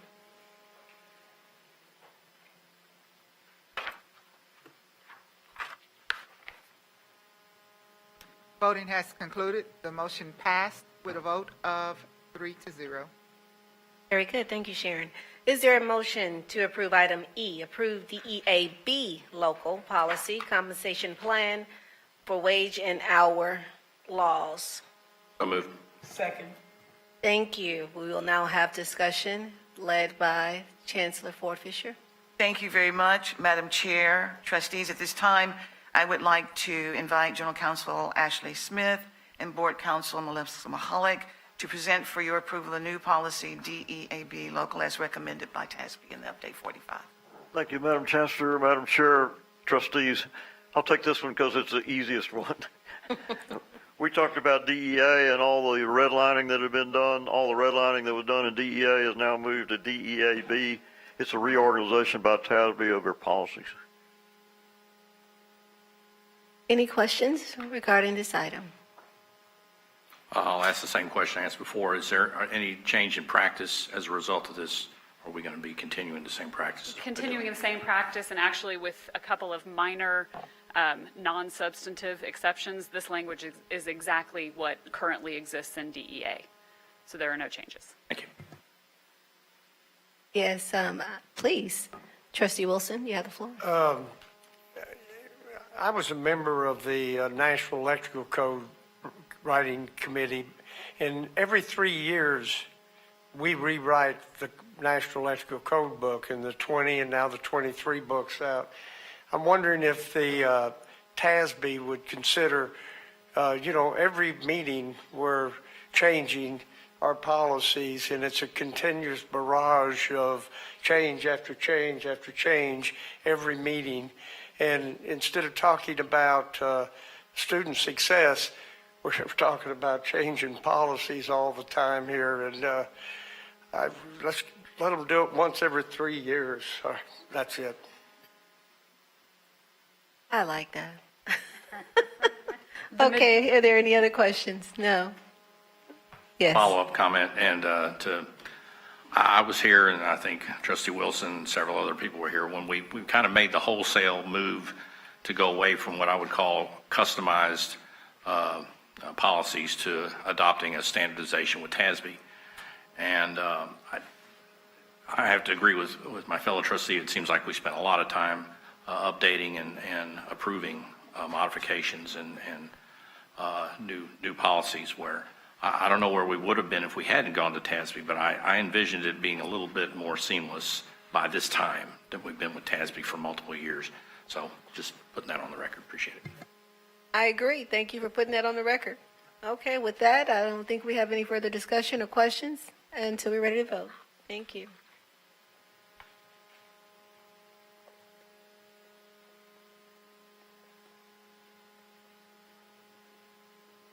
Voting has concluded. The motion passed with a vote of 3-0. Thank you, Sharon. Thank you all. We appreciate you. And with that, we have no closed session, and so we will adjourn this meeting at 4:03 p.m. Good.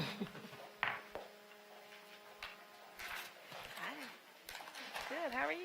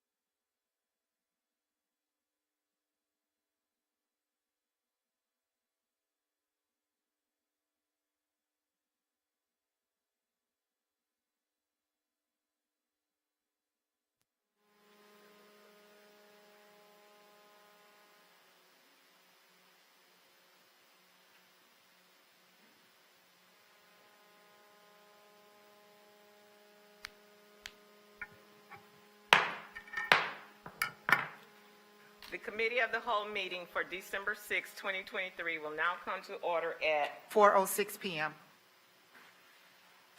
This meeting was called for the purpose as listed on the duly posted meeting notice. A citizen desiring to appear before the Board of Trustees shall complete the hearing of citizens form 24 hours prior to the meeting and file said application with the Board Services Office. No citizens are signed up to speak before the Committee of the Whole.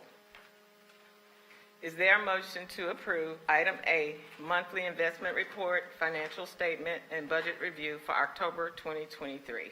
So moved. It has been moved and seconded. Dr. Ford Fisher will introduce the item. Thank you very much, Madam Chair. Trustees, before you are the routine monthly investment report, financial statement, and budget review for October 2023. With your permission, Madam Chair, I invite Senior Vice Chancellor Marshall Hines to the podium to answer any questions. Mr. Hines.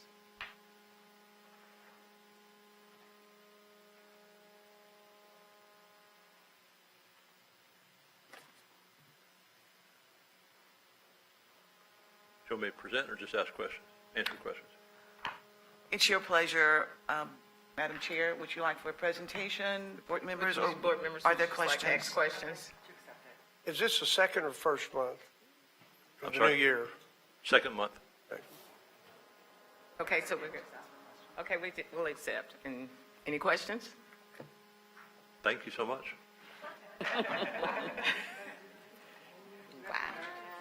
Wow.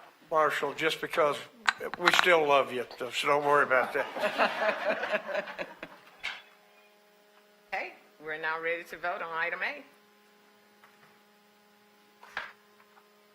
Sharon, that's yes for me. This is Adriana Tames. Received.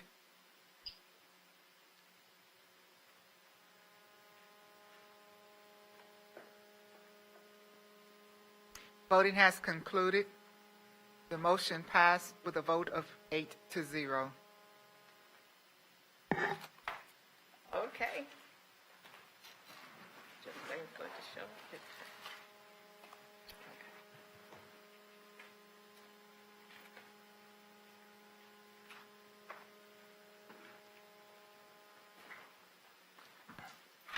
The open portion of the Committee of the Whole for the Houston Community College System is adjourned at 4:08 PM.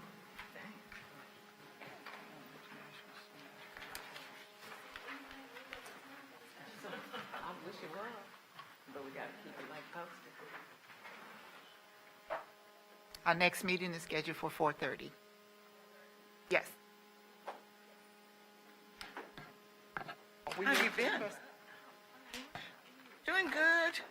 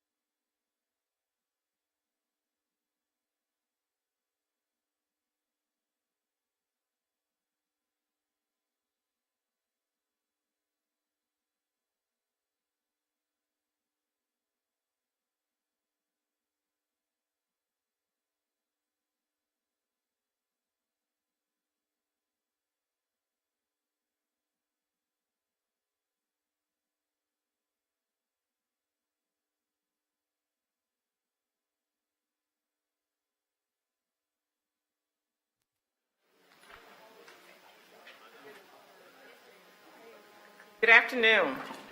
This special meeting for December 6, 2023 will come to order at 4:33 p.m. This meeting was called for the purpose as listed on the duly posted meeting notice. A citizen desiring to appear before the Board of Trustees shall complete the hearing of citizens form 24 hours prior to the meeting and file said application with the Board Service Office. No citizens are signed up to speak. We will begin with item A, budget workshop regarding integrated planning, budgeting, development process, and budget timeline for FY 2025. This is a report item. No action is required. Dr. Ford Fisher will introduce the item. Thank you very much, Madam Chair, trustees. I invite Senior Vice Chancellor Marshall Hines to the podium to present an update on the integrated planning budget development process and the budget timeline leading to the fiscal year 2025 HCC budget approval process. Mr. Hines. Thank you, Madam Chair. Madam Chair, Chancellors, Trustee. So today's special meeting is kind of our first 2025 budget workshop, and I'd like to go through a few items with you. And this year, I would like to get more information than we have in past years from the trustees. So we really want to hear your thoughts as we go through some of these items. So today, you'll hear me go through a list of bullet points about all the things that are changing in our environment, both in the national economy, the local Houston market, and as well as Texas as well. So with integrated planning, it's a core component of embracing our future and facilitating strategic thinking in the development of our annual budgets. And so we look at our budgetary needs that we have to run the college. We look at concepts that go with drive the budget, whether it's expenses or whether it's revenue. And you just heard about, how we invest our money. I mean, that's another, there's hundreds of different things we need to think about as we put together an operating budget for a college of this size.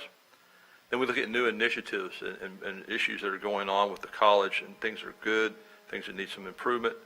We look at evaluation of existing historical processes of what we've done in the past and how that worked or did not work for us. We're guided by HCC's Board of Trustees, and ultimately we implement as you approve the budget in June. And so it's hard to believe this, but when we come back from the Christmas holiday break and the New Year's Eve, we have roughly 5 months to put together the budget that will be presented in June, and that will be here before we know it.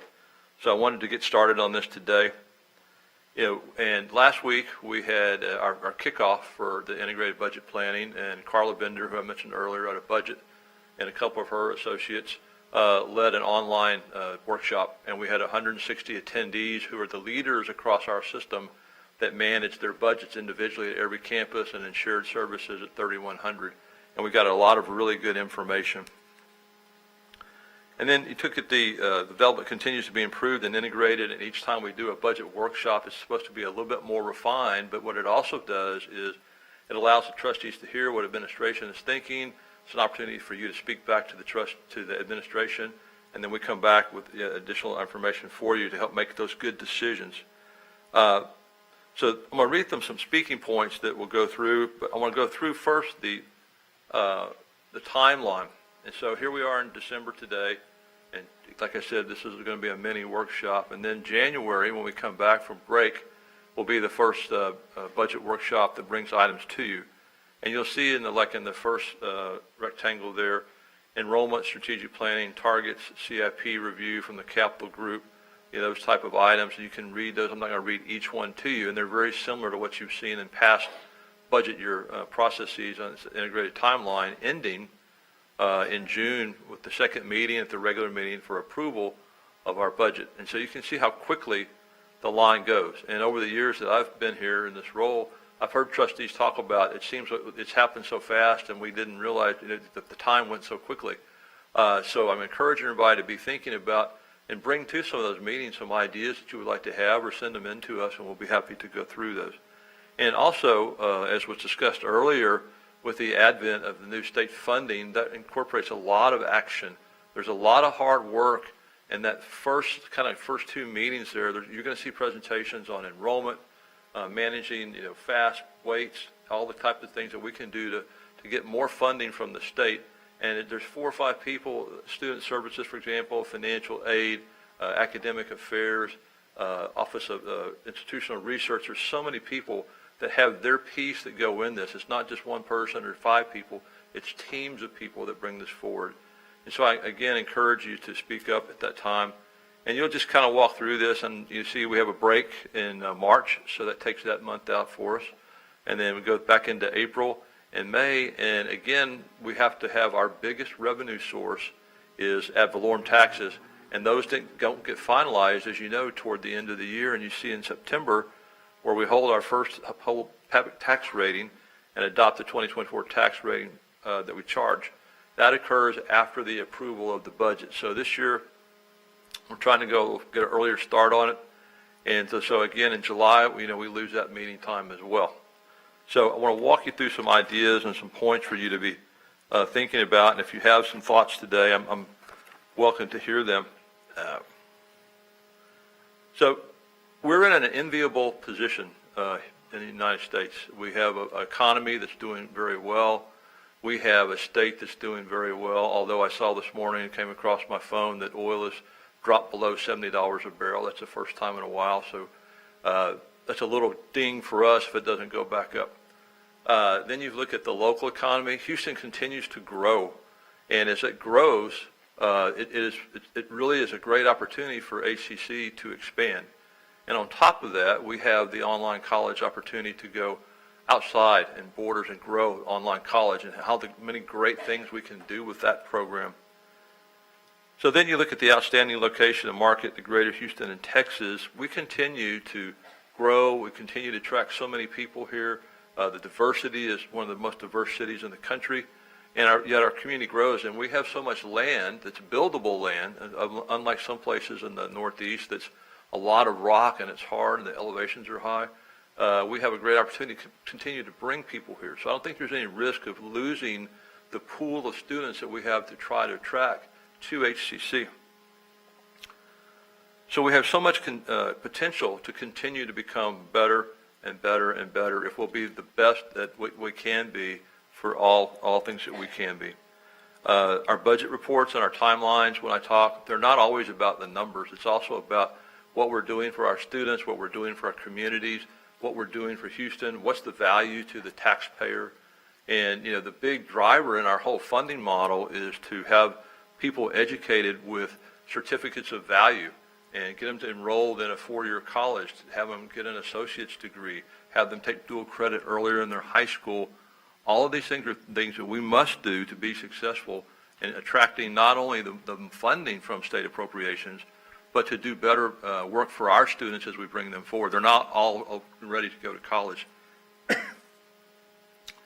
So it's also a time for course correction. Every year is a little bit different, and things change in our environment. So we look at that, and we may have to change doing that. So we look for the long-term success, not just the short-term.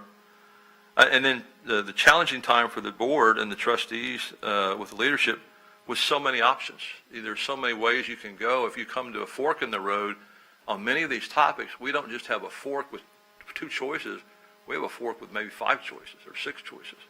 And we'll be discussing those as we move along. It's time for creation.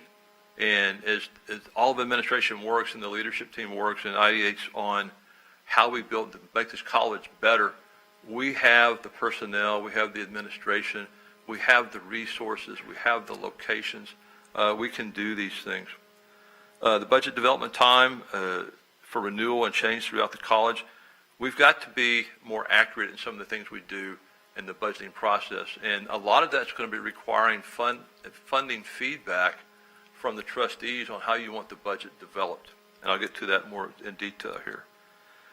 So it's an exciting time, but we have got the short period to get there. That's why we're starting early. The current status of days cash on hand, and that was discussed earlier. We're sitting here today as we speak. As of August 31st, year end, was $289 million.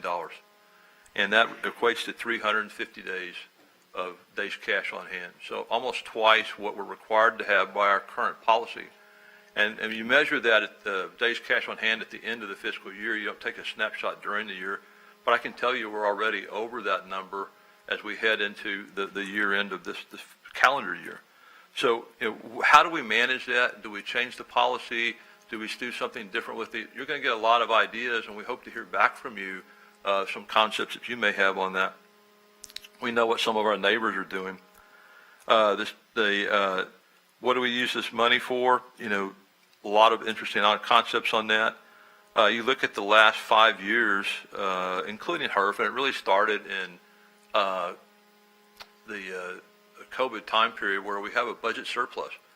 That wasn't there for HCC in the past, but for us to have this opportunity, I want us to be able to take advantage of that and do with that money what it is. These are not small amount of money, and you know that all the colleges across Texas would be envious to have some of the things that we have: our location, our facilities, our bank balance, and again, these small amounts. Again, 30 million, 33 million, 24 million, 33 million. Options for these funds, and a lot of those we have to understand are recently, in the last year and a half or two, are based on the interest we're earning on our investment account. And when we were at 0.01% at one time, and we're now at 5% or 5.25%, the amount that comes in each month is not astronomical. I won't say that, but it's unbelievable that we would see this. And that's one of those critical decisions I mentioned earlier. This would be one of us. How many people will try to wager, and how do we guess how long those interest rates are going to last? Are they going to stay that way for 5 years? Are they going to slowly decline? Is there going to be a big drop? Is there going to be a big increase? Are we going to have a recession? So all those things we have to take into account, and it really makes it hard to look out for 5 years. You have to look at it a little closer in, and then have some contingencies for the years out beyond 3 years or so. So we must continue to grow our enrollment and our speed of our growth. 2%, 3%. Would like to see a higher number than that, and we have the students that are available in this market, as I mentioned. Another one where we have multiple options for the road is the ad valorem tax structure. What does that look like? Our tax base will continue to grow at least for the next 2 years. As I mentioned earlier in presentations, that we've had 19 months of declining sales, but the home prices are still averaging, and the median price are still higher than they were. It makes it hard. The interest rates are still 7.5% to 8%, or even over 8%. So home sales are slowing down, and will that eventually slow down our real estate economy? But you still have developers. You still have Houston growing. You still have people moving here.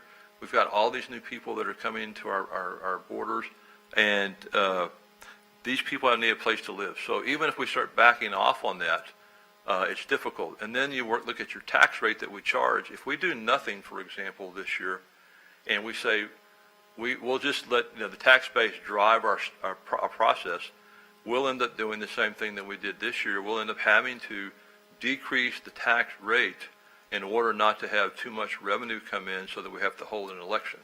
So we'll end up driving it, and over time, we're driving down our tax rate. And we can only go up 8% a year after that. And I'm not saying that we're going to have a smooth landing. I'm not saying we're having a rough landing. I still see it slowly declining on the tax base after we still have a couple of more years of flat years of good performance in the real estate tax base. Then you've got our exemptions and benefits with the state's new implementation of a homestead exemption increased to $100,000. A lot of our communities benefit from that, also benefit from us here in the school. Differential tuition rates, fee structures, impacts on the state funding model and development. What do those three things, and we have to model some of that, and that's where, again, some of the people that I mentioned earlier will help model what that looks like. What does it mean if we do this? What does it mean if we do that? We have to present you with options and the solutions, and then you help guide us on which one you think is better, and then the strategy for the college as a whole. So you can see that no shortage of changes that we have potential for.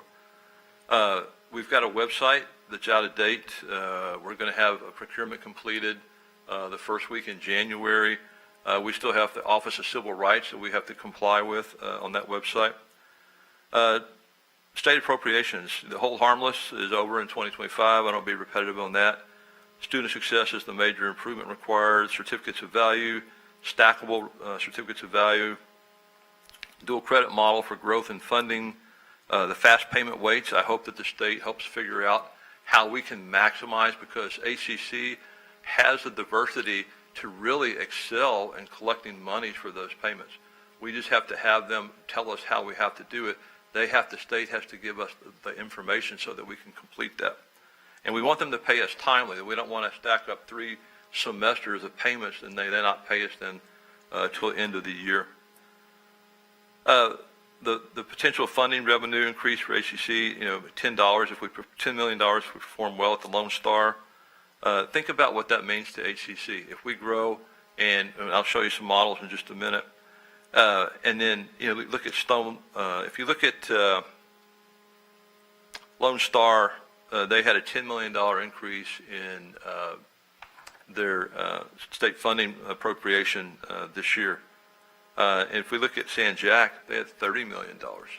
So those are real dollars. That's real money, and that means that we can do more things, and that means that we don't have to make money from other places as much. That allows us to, adjust our tuition up or down, and drive more money towards enrollment. And this is money that once you get it going, it doesn't occur in 6 months or a year. A college has been working on this for a long time, like Alamo, that we've brought forward and talked about before. But as you saw earlier, everyone is focused on this. We have in our Chancellor's Executive Council a health of the organization, financial health. Every month now I'm reporting on that. And that's one of the main topics. And so many meetings I go to are about the state funding model. So key areas of focus to achieve success: student services, academic affairs, financial aid, finance and budget, Office of Institutional Research. All HCC faculty and administration are all people that participate in this. And this is a very heavy load of work on top of everything everybody's doing. We have to help change this model across the college, and the Chancellor is leading that charge. Required safety and security initiative, that's something that we have to deal with. Information technology, strength, dependability, and security, another capital cost that we have to take care of at some point. We have to deal with that. Deferred maintenance balance, I want to bring back options for strategies and the hierarchy of where that ranks among the other 2 items that I just mentioned. Investment earnings, longevity, and strategy. The current rate environment is wonderful. I think it's going to go on for a while. The use of the earnings, is a big question that I'd like to hear some feedback of what we want to do with that money, what the board wants to do. So we can help, not just come up here and make recommendations without your input and then you not like it. We would like to hear first from you what you think, and we'll give you some feedback on that. When will earnings decrease? I mentioned earlier. Are we past the point of recession? It feels like it to me from things I read. I think the feds may have done what they intended to do, is have a soft landing. Inflation's down this year, about 5% this year. We're going to end it. It's still more expensive than normal. It's usually 2 or 3% inflation, but people that are working are still losing money, and that's where compensation comes in. And that's another big discussion for us to have in terms of compensation and what that means with Izzy and the Talent Engagement Group. And then HCCS debt. We're still very conservative on debt. I see no need for any type of bond issues on the horizon. If the interest rates would come down, we do have an opportunity to pull some more money out and refinance some bonds if the rates will come down. And that would be another entry for us to write down some debt if we get the opportunity. I want to continue to reduce the amount of debt that we have. I want to be very conservative on that. Comp and benefits, the merit increase, the COLA increase for both faculty administration, compensation study results. We're talking about doing another compensation study for this fiscal year, 25. The impact inflation, and then retention is a big thing for us. A lot of times when you lose folks, it's your folks, it's some of your top performers sometimes. I just had an employee that was informed of the other day that we're going to lose in one of our departments. They're going out to oil and gas. We can't compete with that. We're not set up for that. But that is attractive to people, and people will pay them that. And we can't keep up with them, but we can do other things. And the environment that we create is very important for us. Local competition assessment, I call it some border creep. Some of our competitors are starting to get closer and build campuses that are closer to our district boundaries. They also have online colleges. What do we do with our local competitor assessment? And then you've got your national competitors that are out there as well. And you see them on television a lot, more so even than the local colleges. Dual credit partners, we have an opportunity under a new state funding model to change and be reimbursed for our dual credit programs, and we want to take advantage of that. Corporate college is something else that's been talked about. Is another great concept that we're working on. The Houston metro area growth, again, I just can't emphasize enough that you look at the future forecast and the growth, it's impressive. I do want to mention, and you all know this, we have a wonderful physical footprint across the system, across 600 square miles. We have the facilities. We have vacancy. We can take in a lot of folks. Bob McCracken's area, risk management, Ashley's area, insurance. Insurance, the growth on their premiums looks like this, whether it's liability or whether it's property. We're doing what we can to help minimize those premium increases, and we saw those happen this year, and it's forecast to be even higher next year. And so it's an exciting time for us to soar to greater heights, and we need to do that. I think most of the team is excited about it. We're looking forward to creating the FY25 budget roadmap to the best student success to serve our communities. And again, I want to communicate. I want to hear from you guys during those meetings. If you want to drop a TI or something that gives us some thoughts on what you're thinking, I would be happy to see that as well. So I'll stop there. That's the presentation for tonight. I think that's enough to try to have you consume, but I just want to emphasize again those numbers I talked about. When you look at student appropriations increase, for us, $271,000 this year. For Lone Star, $14.85 million. For San Jac, $13.688 million. Alamo, the one that supposedly is doing it the best, $24.7 million. So the downside for us is not, if we don't change, we're not going to completely drop down to zero. Don't be worried about the state funding dropping down to zero. We're still going to see the bulk of our payments still made, even beyond the safe harbor issue. But what we want to do is we want to take advantage of the money that comes in from the state appropriations by being successful in creating a better student model. But more importantly, as I opened up with, this is for the students. If we get paid, that's because we're doing our job and the students are being more successful. That student's coming out of high school with 15 hours of dual credit, payment to us. That student's then going on to get an associate's degree, payment for us. They can go to a 4-year university, payment for us. The state is making us earn that. They're making us create better student environment, and that's how they're going to reward us for that. And if you have a minority serving institution like HCC, we earn even more money because they know it's more difficult to take students that are not prepared for college. So thank you very much for the opportunity to speak with you, and just want to kind of share all the things that are on our minds so that next month when you see the January board meeting. Is the Walmart, Tom, on Yale Street or no? Trustee Tamaz, your mic is on. Thank you. Sorry about that. So anyway, thank you very much. I'd be happy to answer any questions. If not, I will be happy to sit down. Are there any questions, trustees? Trustee Glazer. Thank you for the presentation. I appreciate the opening ceremonies for our budget process. One thing you mentioned, you talked about our limited rate of taxation. I think that 8% is revenue, not tax rate. Is that correct? Correct. Okay. I just want to make sure to clarify that. So and as far as I can remember, we've pretty much maxed out over the last several years our budget, however you want to paint the road to ad valorem taxes. We come out with what can we maximum take from the taxpayers without going to them for a vote. So I heard this presentation, but I didn't really hear that part of it, and that's what's been happening. I'd look forward to a modeling of a budget that's not based on that as a default.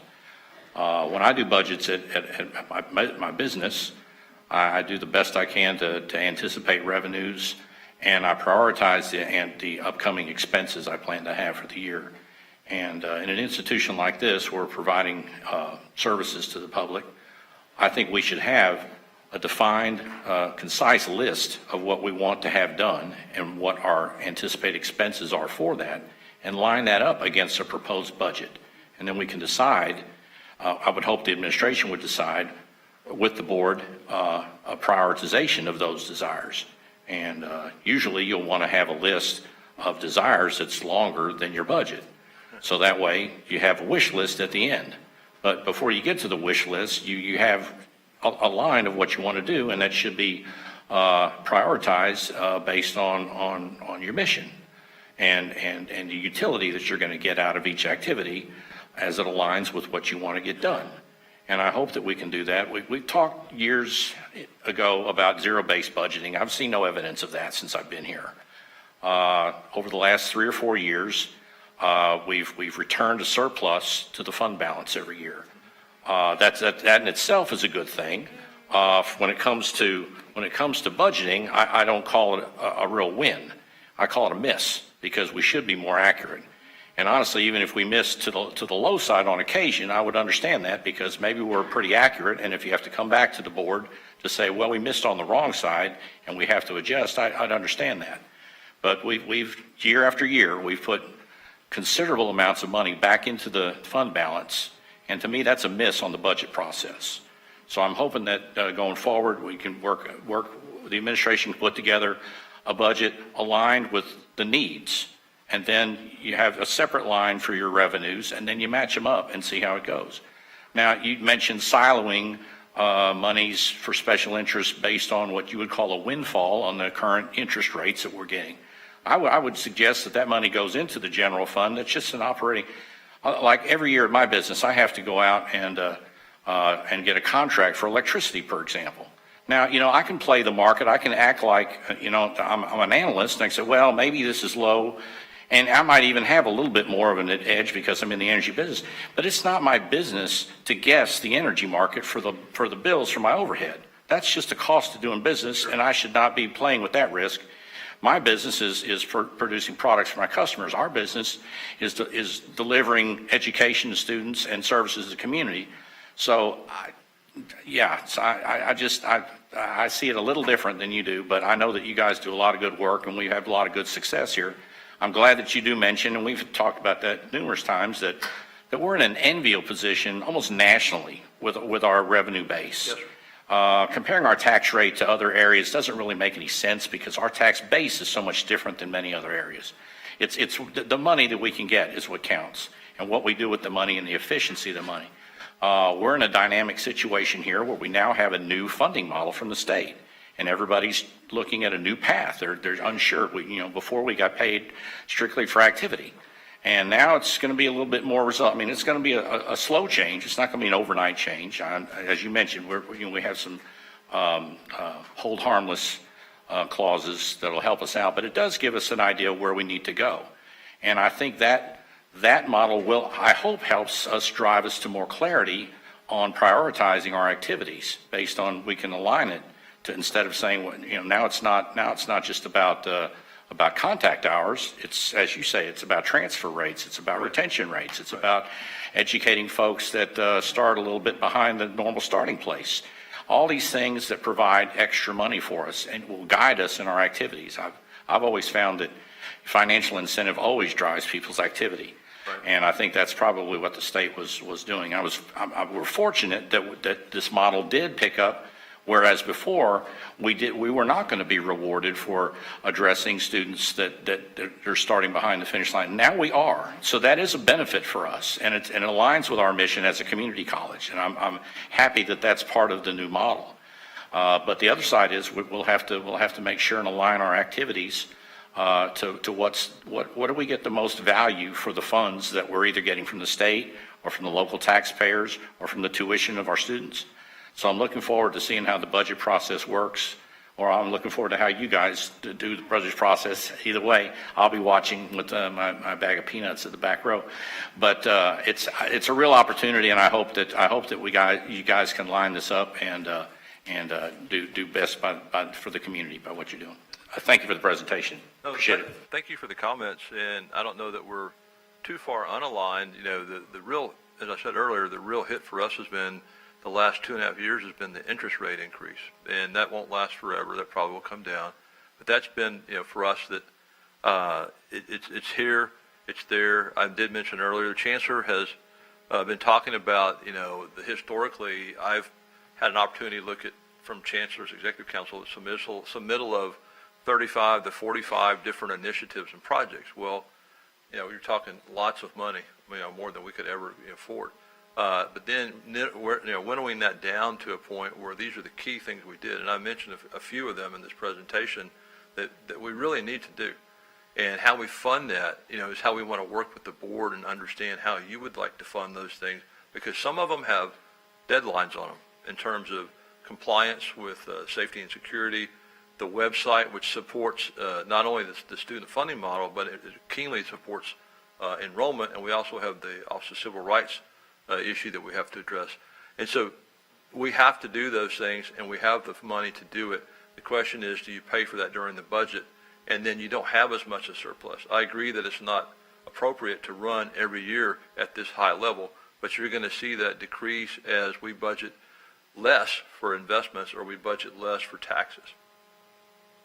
I appreciate it, but but the interest rates they're an external that is you don't control, and it's not aligned with what we do. So it's we just have to live with when interest rates go higher in my business, you know, my financing costs go up. I'll have to adjust accordingly if I'm doing any borrowing. And with energy costs, if they go up, I have to manage knowing that they're going to come down another day. But I'm not Southwest Airlines where I'm hedging the fuel prices. That's integral to their business model. And interest rates are not really integral to our model. They're an environment we live in, but they're not something that we should probably be playing with and just guessing that we're I don't know if interest rates are going to double from here, go half from here. I have no idea. And as an education institute, I shouldn't really be concerned about it. I should write. We had a previous presentation about, you know, shortening up the timeline, the length of what's the term I'm looking for? The length of debt, like if I bought 10-year money or 3-year money, or the term escapes me. But yeah, we're driving that number down because we're not in the risk business. We don't want to take out something that has 10-year maturity and guess on the market rate. We're 1 to 2 years because that's just money we're putting aside. We're not in the investment business. We're in the education business. Yes. So I'm hoping that we align our activities and prioritize what we want to get done, and then we look and see what do we have revenues, take care of the issues. I mean, the items you just mentioned, by definition, would fall into a priority list. Safety and things, they're top of the list. They have to be done. Other things we'd like to do are just going to have to take a back seat to those things because you prioritized them. And that's what a budget process is. A budget process is lining out what you want to do and then find out what you have to do it with. And to stay on focus, in my opinion, you always have more things to do than you have money to do them with, because that makes you prioritize. Correct. Because if you have more money, then you're not running efficiently. You want to have a clear focus. So I'll end my comments, and I appreciate the time. Thank you. Madam Chair, and can you include in this process what the impact now that the City of Houston voters voted for an increase in exemption for homestead, and how that's going to move the needle in terms of our county tax influx, what that's going to look like, if it's going to move the needle, which I think it will, but how much may or may not be impactful. We have such large exemptions already for our homeowners and over 65s that shouldn't really impact it. It will a little bit, but not much at all.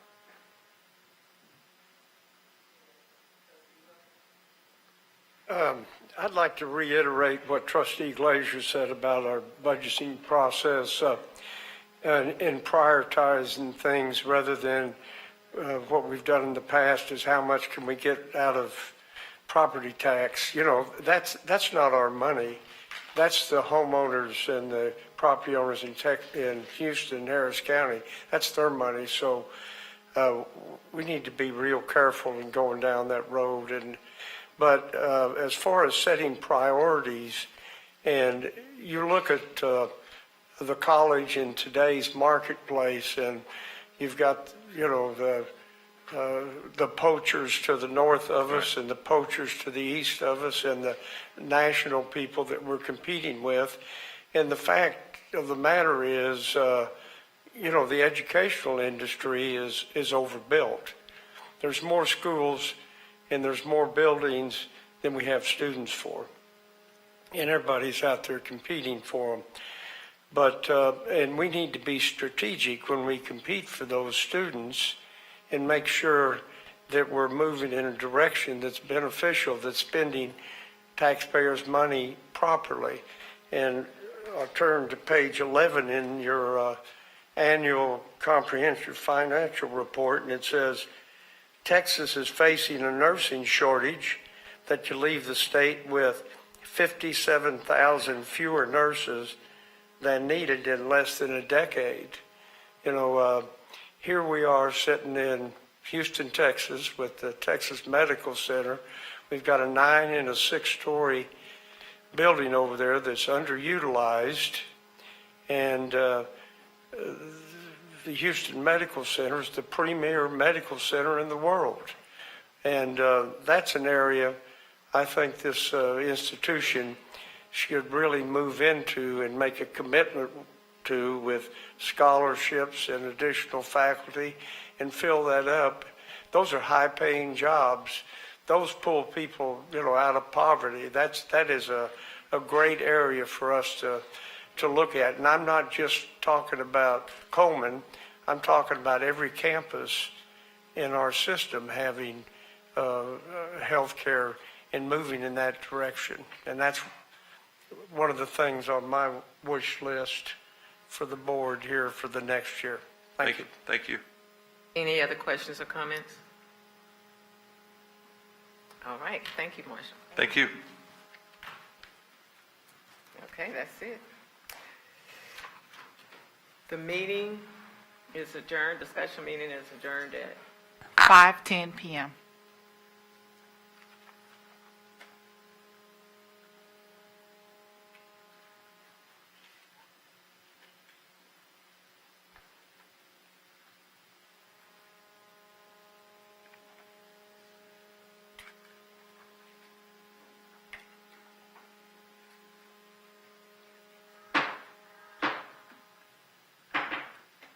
Good afternoon. The regular meeting of the Board of Trustees of the Houston Community College System now comes to order on December 6th at 5:10 p.m.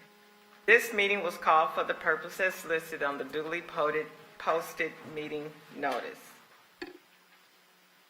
We'd like to offer our condolences to the family of Idania Maria Campos Munoz, who was tragically killed. Idania was a graduate of Lamar High School and was attending.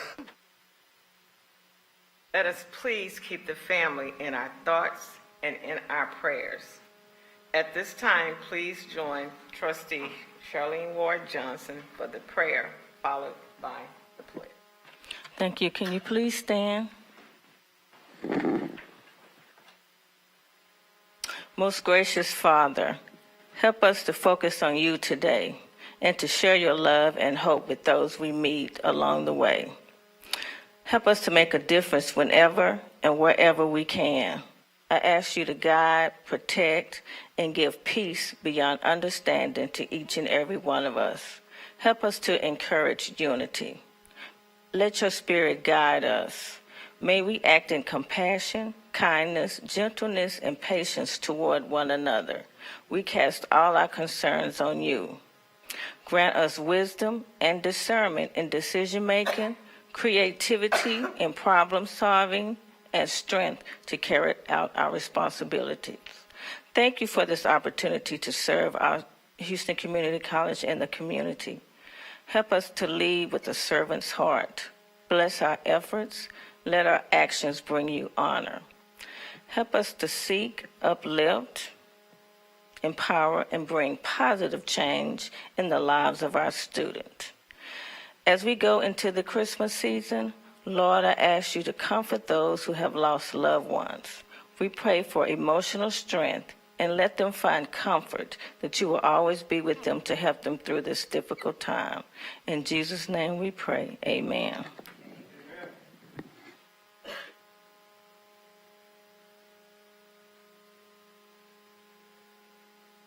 Of the United States of America, and to the republic for which we stand, one nation, under God, indivisible, with liberty and justice for all. I honor the Texas flag. I pledge allegiance to Texas, one state.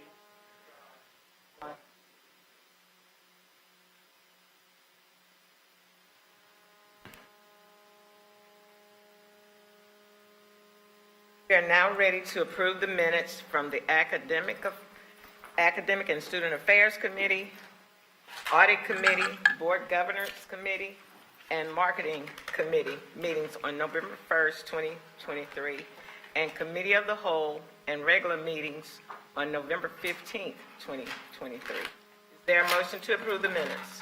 So moved. There's a second. It has been moved and second. Are there any corrections to the minutes? Yes, Trustee Wilson. There's my consent agenda tabs in the middle of the minutes, but that's the only thing. Just one comment about the minutes. I like the way they're being written now. They're shorter and more concise, and it's a better way, I think, for us on those minutes. So I'd like to thank Sharon and her staff who's doing that now. But the other one thing is I reread them this time. You know, well, I mentioned this in the other meeting. We spend so much of our time doing board changes to our bylaws and talking about business projects, and we don't if you read these minutes, go over them, we don't spend enough time on student success. And this board as a whole, I think that's an area that we need to start looking at and refocus for the next year with the budget coming up, and refocus on student success. And that's really what should drive this and prioritize things. Thank you for allowing me to. A great comment. Any other comments? Okay. Well, we're now ready to vote on the approval of the minutes for November 2023.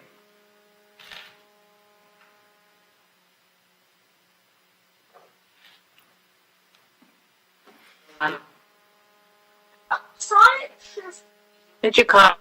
Sorry. Dr. Thomas, were you casting your vote? That's yes for me. That Received. Hello? Okay, thank you. The motion passed unanimously with a vote of 9-0.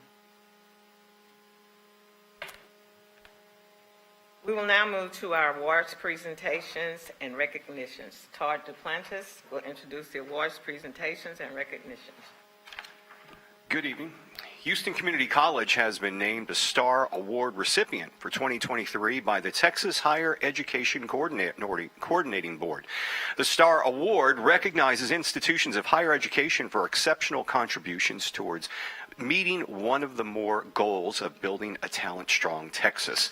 HCC is being recognized for its work of its Vocational Advancement and Skill Training Academy, VAST. The VAST Academy provides post-secondary transition programs and comprehensive support services for individuals with intellectual and developmental disabilities. The VAST Academy has been transforming the lives of students by giving them a chance to receive affordable college career readiness training, leading to meaningful credentials, employment, and independence since 1990. We ask the following individuals to join the trustees and chancellor in front of the dais for recognition of their contribution to the VAST Academy. Dr. Desmond Lewis, Associate Vice Chancellor, College Readiness. Dean Annie Sue, Dean of College Readiness. Sue Maraska, Director of the VAST program. Anna Calvo, Program Director. Sandra Pierce, Program Director, Employment Services. Sherry Dotson, Administrative Assistant, Dr. Bridget Wilson, Professor of the VAST Online Cohort, Dr. Ren Bump, Professor VAST Central, Lisa Abercia, Professor VAST Spring Branch, Dinah Webster, Program Manager, VAST Spring Branch, and Francine Melton Bryant, Program Director from VAST Stafford. If you'd all please join the Chancellor and Trustees in front of the dais.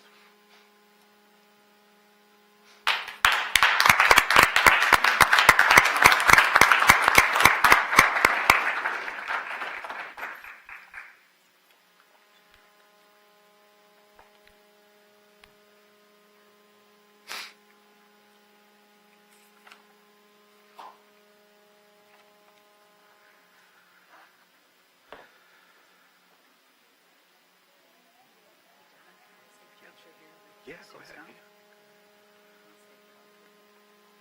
You could step up there with him. Yeah. Yeah, you can go up there with George.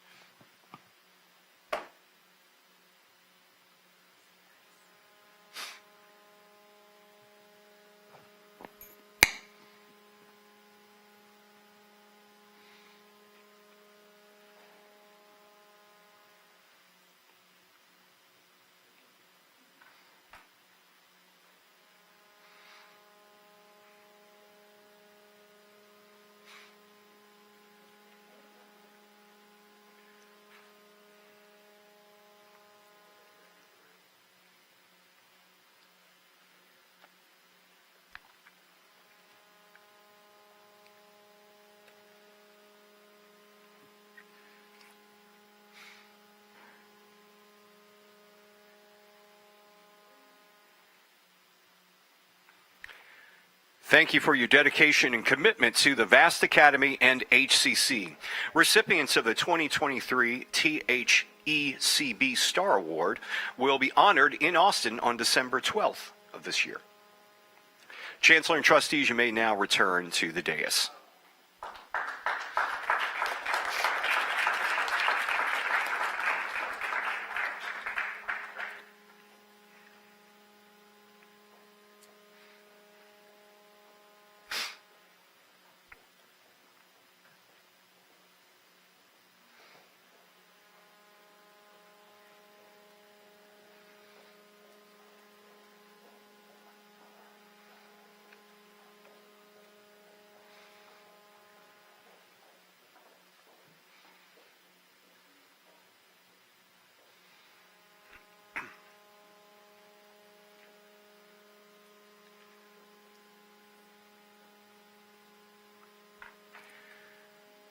All right, we now, Chancellors and Trustee, we now pause to recognize Dr. Reagan Flowers, who will retire from the trustee position representing District 4 at the term end on December 31st.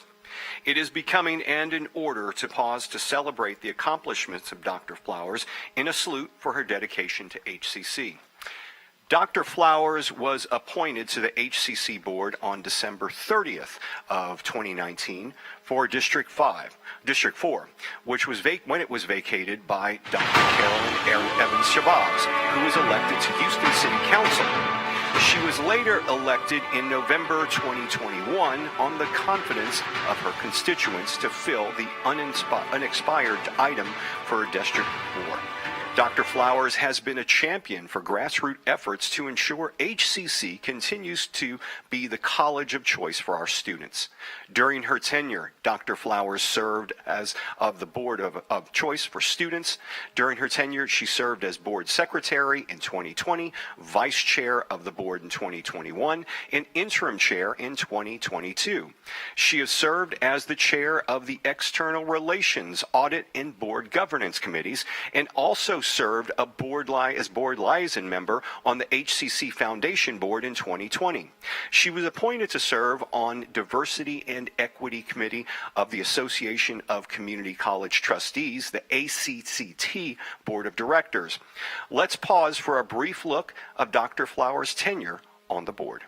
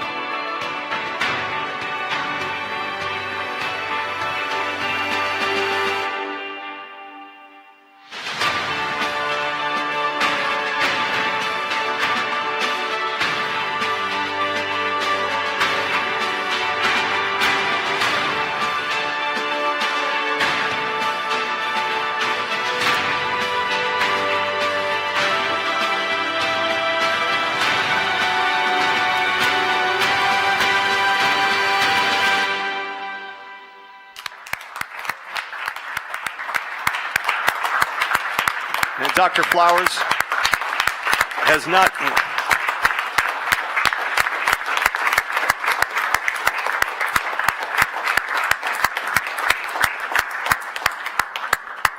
Dr. Flowers has not wavered in her commitment to excellence and being the voice for students and constituents throughout the communities we served. She is a first-generation college graduate who has blazed a unique path in STEM education and social entrepreneurship.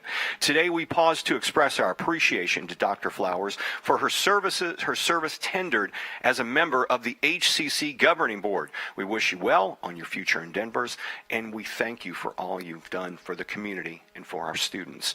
Trustees and Chancellor, please come in front of the dais for a token of appreciation and a photo with Dr. Flowers.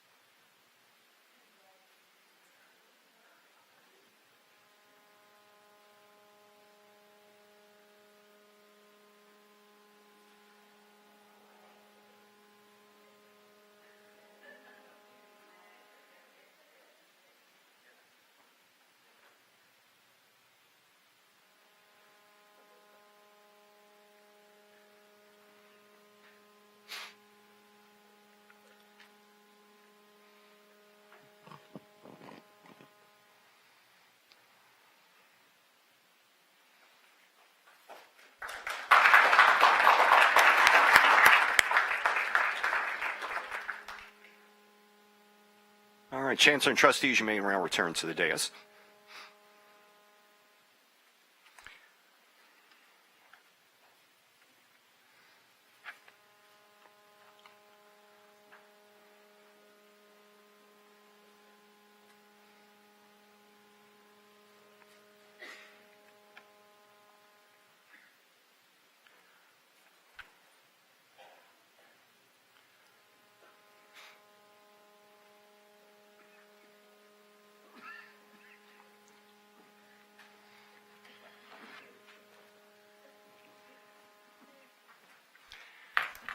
We now pause to recognize Trustee Robert Glazer, who will be retiring from the trustee position representing District 5 at the term end on December 31st of this year. Trustee Glazer was appointed to the HCC Governing Board in 2013 to fill the unexpired term for District 5. He would be elected to the boards in 2013 and re-elected in 2017.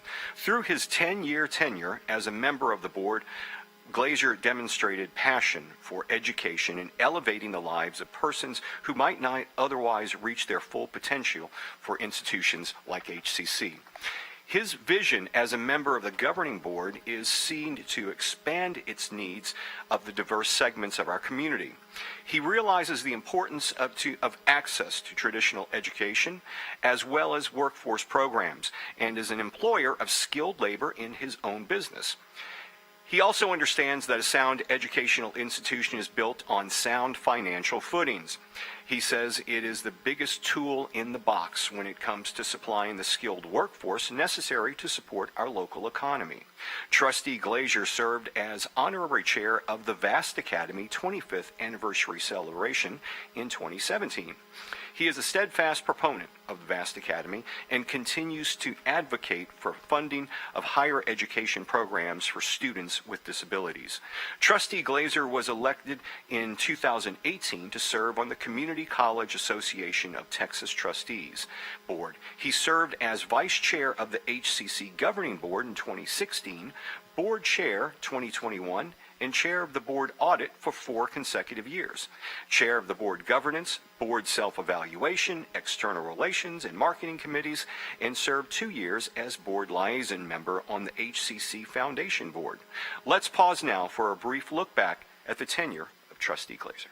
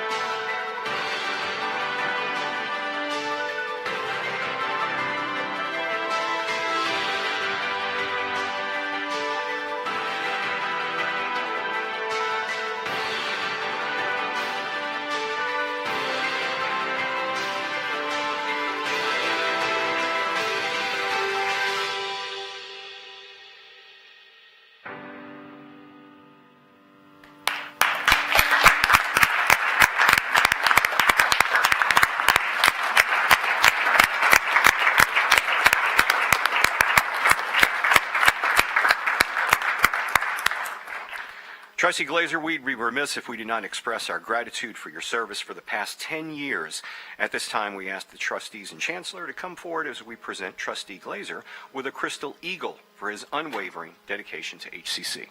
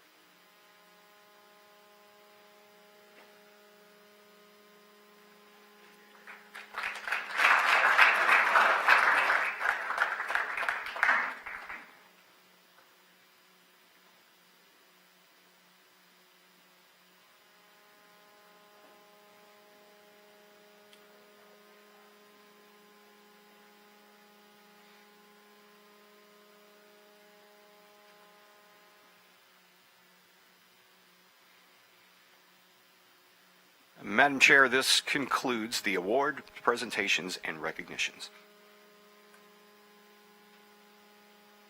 At this time, I would like to provide an opportunity for trustees to provide fair. The microphone. Oh, sorry.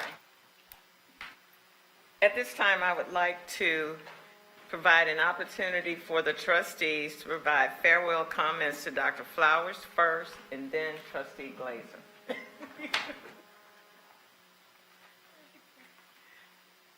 I'd like to say, I would like to say to Dr. Reagan and Trustee Glazer, Robert Glazer, thank you for your service and thank you for your expertise and willingness to speak up for your community. So I do appreciate that. I've enjoyed working with you and watching from you and learning from you.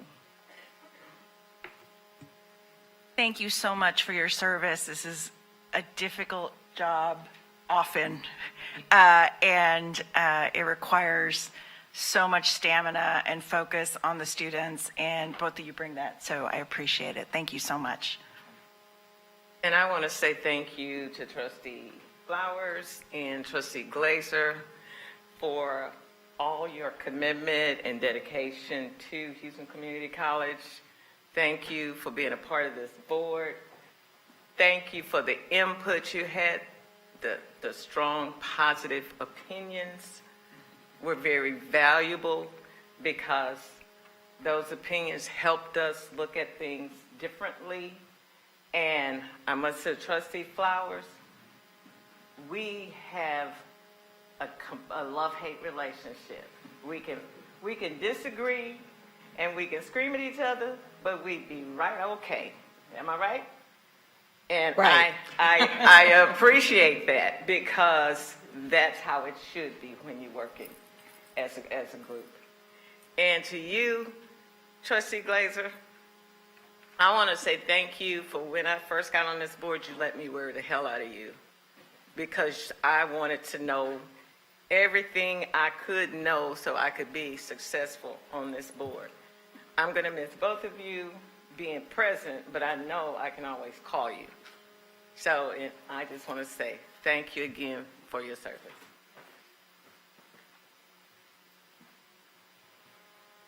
And I too want to say, echo, yes, thank you for all y'all's hard work, for your dedication to our community, to our students, and we always, even though we worked hard, we always tried to make sure that we had fun working hard.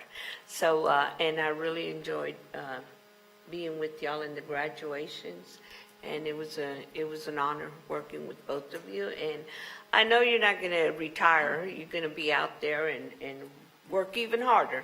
So thank you and congratulations to both of you. First, I'd like to thank Dr. Flowers for taking my phone calls and listening to to my comments, and it's been a pleasure working with you. The only thing I'm a little concerned about is your replacement. One, he's not as good looking, and two, I'm afraid he's not as smart as you. So anyway, I'm going to miss you, and thank you. And Robert, I appreciate your being on the board. We haven't always agreed on all the topics, but I feel like you're the only, I feel like your business background has been very helpful for this board, and I appreciate that, and that part that you brought to this board is very important. So thank you. I have really enjoyed both of you all, Dr. Flowers and Trustee Glazier. Dr. Flowers, it was really a pleasure to have someone else on the board that truly understands STEM and the difficulty in moving that needle and pushing that agenda. It is really tough to do. And you've done a great job both in this capacity and in the nonprofit capacity for your organization and how you supported students who needed that push. And I know your K-12 background quite well because I served with the West Houston group. So I'm familiar with your K-12 background and the work that you did with students in K-5 and how you moved through the ranks and then finally had to come forward and sit at this board table and help students to transition from K-12 to college, high school. So I really appreciate that. Trustee Glazier, I appreciate your skill set in high finance because you asked all the right questions and you pushed in all the right places. And my favorite time of working with you is for Vast Academy because that's a very heartfelt thing for both of us. And we understand how little it has and how much it does with the little that it has. And we want to see that needle pushed forward in an extraordinary manner. And I have followed your lead in that. And I have appreciated you speaking out. And I could follow you confidently on that, knowing that you spoke well for Vast Academy and introduced me to the director and made sure that I understood just how much work they were accomplishing. And so thank you for allowing me to partner with you. And for the two of you, it's been great sitting here going through these committees with each other because committees drive us all crazy. And I just want to say thank you for your commitment to community college because we have always been the college underdog, but we do all the work. And so I want to say thank you for this commitment and the best of luck and blessings to you for your new endeavors. Well, thank you very much, Madam Chair. I would be Yes, remiss. to Trustee Flowers and Go ahead. Go ahead, Dr. Tamel. May I go next, Madam Chair? Yes. Yes, to Trustee Flowers and Trustee Glazer, thank you for serving. Thank you both for serving and continued blessings to each of you and happy holidays. And again, mil gracias for serving and the impact that you've had on Houston Community College. So thank you. Thank you. Thank you very much, Madam Chair. I was about to say that I would be remiss if I did not express our appreciation on behalf of the faculty, staff, the students for the entire 9 district communities that we serve, because we have students who come from all of the districts. And I want to say that we appreciate your visionary leadership. We sincerely appreciate all of the support that you have provided in terms of the funding support that you have approved for us to serve our students. We value the fact that you have been present at so many of the activities that we've had throughout the district, and that you have given selflessly of your time to attend board meetings, to attend committee meetings, to come to various organizational meetings that we have. We will miss both of you, but you have served as tremendous role models for our students, for our faculty, for our staff. And we thank you so very, very much for your service. You will be truly missed. we think that one of the things that is so critically important for community colleges, and that is to have individuals who serve on boards who are true leaders from the business community, from the educational community. And you bring that to us, and we're much better now because you have served on this board. And we thank you both very much. Thank you. One last comment, I'm sorry. You all may be gone, but I'm still going to call you up and ask your opinion on things. So. That's what I said. That's just what I said. Phone call away. That's it. All right. The following meetings are scheduled for January 2024. January the 10th, committee meetings beginning at 2 p.m. January 10th, Committee of the Whole meeting beginning at 4 p.m. and January the 24th, regular meeting beginning at 5 p.m. The meetings will be held at the HCC Administration Building, 3100 Main Street, second floor auditorium, and will be posted according to the Open Meetings Act requirement. It is always a blessing to be able to celebrate another year. With that, I am grateful that I was able to celebrate my special birthday on December 1st, and I went to see Janet Jackson. Also joining me in celebrating a birthday in December is Trustee Dave Wilson, who will celebrate his birthday on December 25th. Yes. Happy birthday to me and you. Many more. This concludes the chair report. We will now hear from Dr. Ford Fisher with the Chancellor's report. Thank you very much, Madam Chair, trustees. I will begin my report by announcing that Houston Community College will be closed from Tuesday, December 19th to Monday, January 1st, 2024 for winter break. However, we do know that we're still on 24-hour, 7-day-a-week calls, despite the fact that the institution is officially closed. I want to thank our esteemed Board of Trustees, faculty, staff, and of course, the reason why we're all here, our students and community, for a great semester. It is with our combined efforts that we continue to thrive and succeed. We are looking forward to embracing new opportunities in 2024 with our credentials of value and other initiatives that we will be offering. My very best wishes to you and your loved ones this holiday season. So I would like to, at this time, also indicate some additional good news. And that good news is that our day-to-day enrollment comparison for spring 2024 shows a 23% increase from 19,773 students last year, this time, to 24,412 as of today. I think that deserves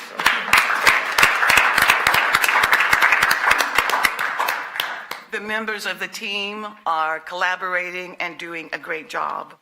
I would like to express my sincere gratitude to all of our faculty and staff members who consistently demonstrate their dedication and unwavering commitment in serving our students daily.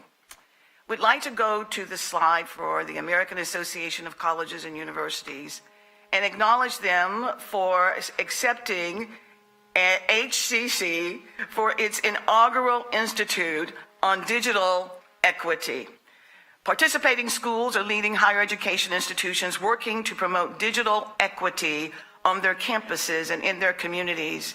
HCC is certainly proud to share this spotlight with the likes of 4 other post-secondary institutions, to include Stanford University, California State University, Bradley University, and the University of Alaska. During the 7-month institute, participating institutions will create and implement comprehensive digital equity action activities and define goals to develop or expand access. Of course, thanks to our trustees, HCC has already begun this work by opening all-inclusive digital access centers across the HCC district. So once again, thank you to all who contributed to this effort and to our Board of Trustees for approving this initiative.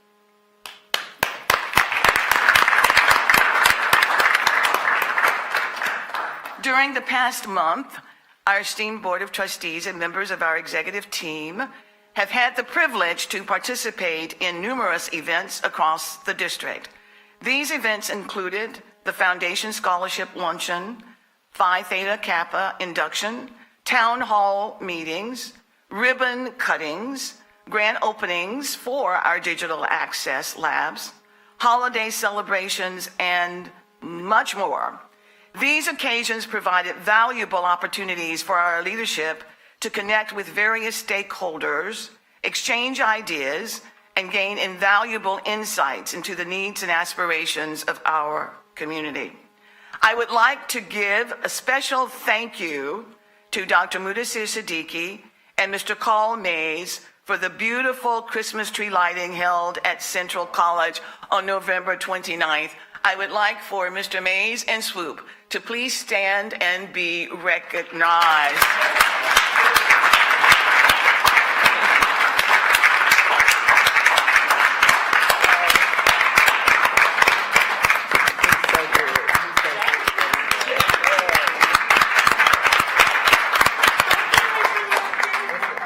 Well, we would like for you to come up and take a picture. Trustee Loretta said, please come up and let's take a picture with all of the trustees, please. Okay, let's go down. Thank you. Yeah.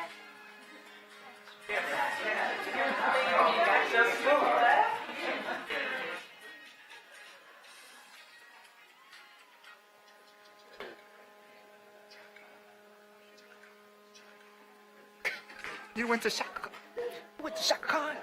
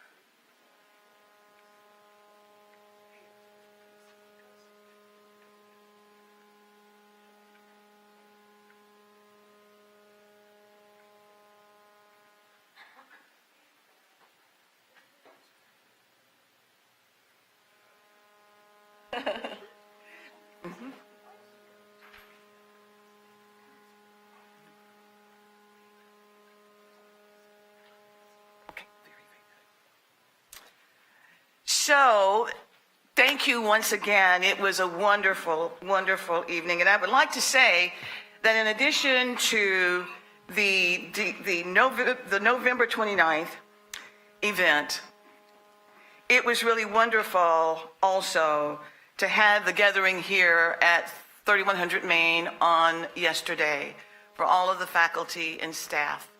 And it reflected across district all of the participation. And the team members and facilities were able to transform this area back to the boardroom overnight. So thank you all so very, very much.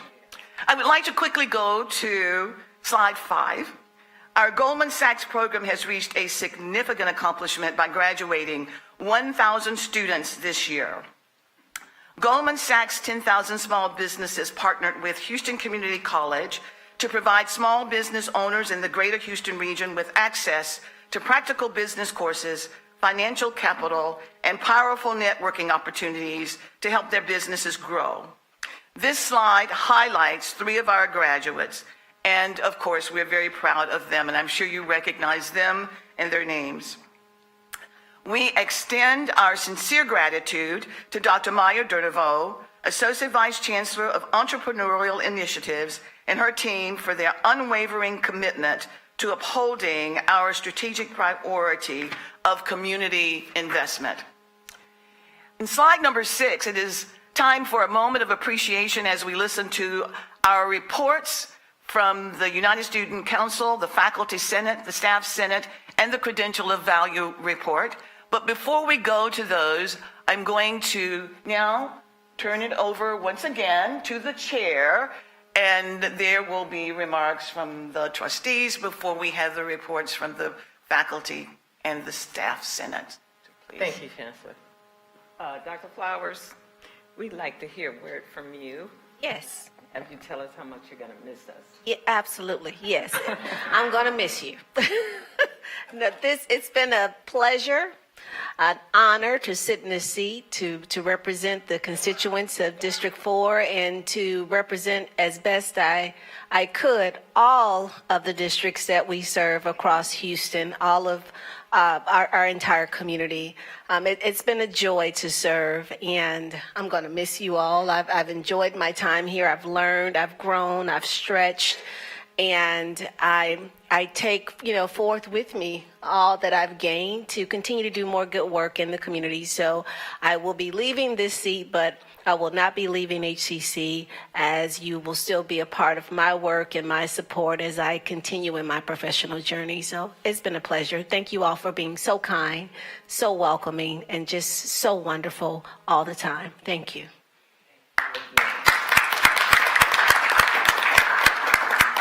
Trustee Glazer. What she said, basically, but it's been a real honor and privilege to sit in this seat and serve with the people at this table and the people that I've served with for quite a while and some not so long. And but it's been an honor and privilege to serve with you guys and move the needle on this institution from our perspective. I can't thank the folks in the room and the folks that aren't in the room enough that I've had the opportunity and privilege to cross paths with over my 10 years here. You guys do the work that's really necessary in this community, and it's why I serve at the table, because of the things you do and what you deliver to the community. This institution is so important to our community and has such potential, and I'm glad that you guys are here to bring that forward and have it done, and it's really been an honor. I could go on, but it's a long meeting, so I just want to thank each and every one of you and for all the work you do, and it's made it an honor to sit here and help move this place forward. Thank you very much.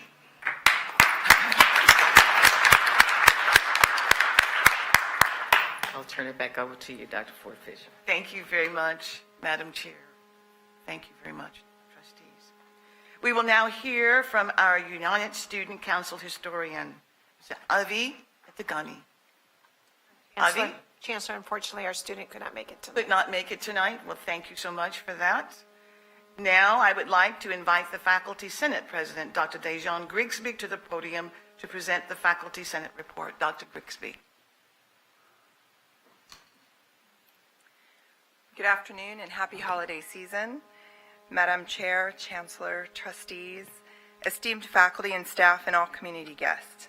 Ladies and gentlemen, I'd like to start by first offering strength and comfort to the friends and family of faculty member Jason Apodaca, who we lost over the Thanksgiving break.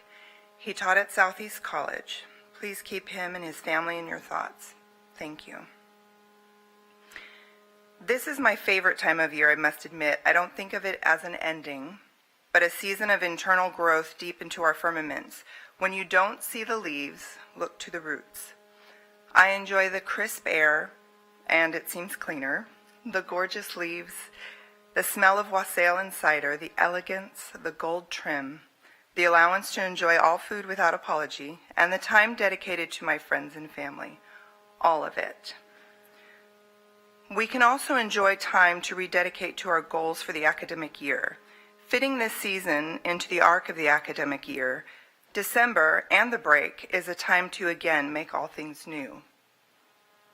So I look forward to continuing my cultivation of the collaborative work and partnerships of the Faculty Senate.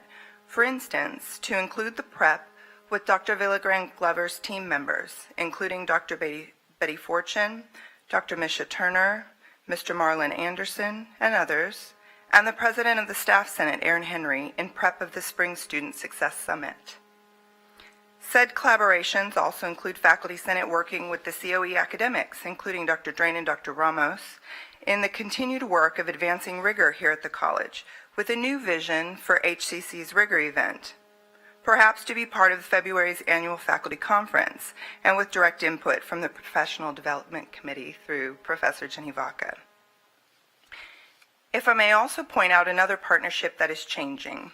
Faculty have long worked in collaboration with Dr. David Cross as Director of EEO and Compliance and Title IX Coordinator. I would like to say thank you to him on behalf of all faculty for all of the support and dignity he has afforded us during his tenure here at HCC. His presence and his dedication will be missed, so I say cheers to Dr. Cross.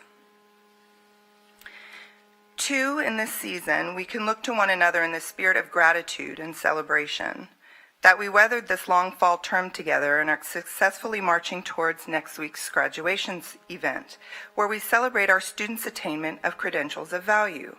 What we have poured in, we will harvest.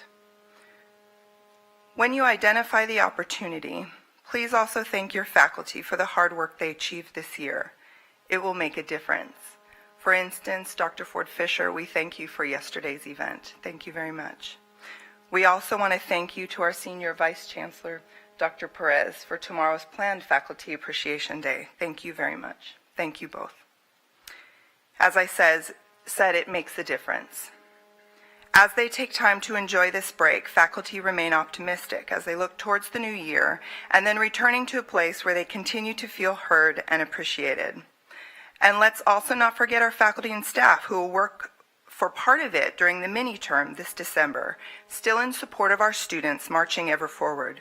To them, we say thank you for sure.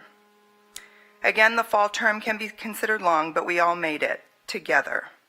And Trustees Flowers and Glazer, though you leave us now, you helped us get here. Thank you both so much for your commitments to HCC and to our faculty and students. Thank you. Thank you. So I say to you all, happy holidays in whatever your tradition. Enjoy and embrace your loved ones. Keep your eyes to the horizon and what the new year and new spring semester will bring.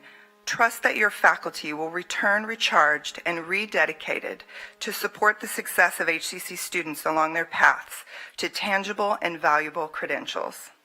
I look forward to seeing you all in the new year. Onward, upward, and to the mini session. Thank you. Thank you. Thank you very much, Dr. Grisby. Thank you. Happy holidays to you. And now I would like to invite Staff Senate President, Mr. Aaron Henry, to the podium to present the Staff Senate report.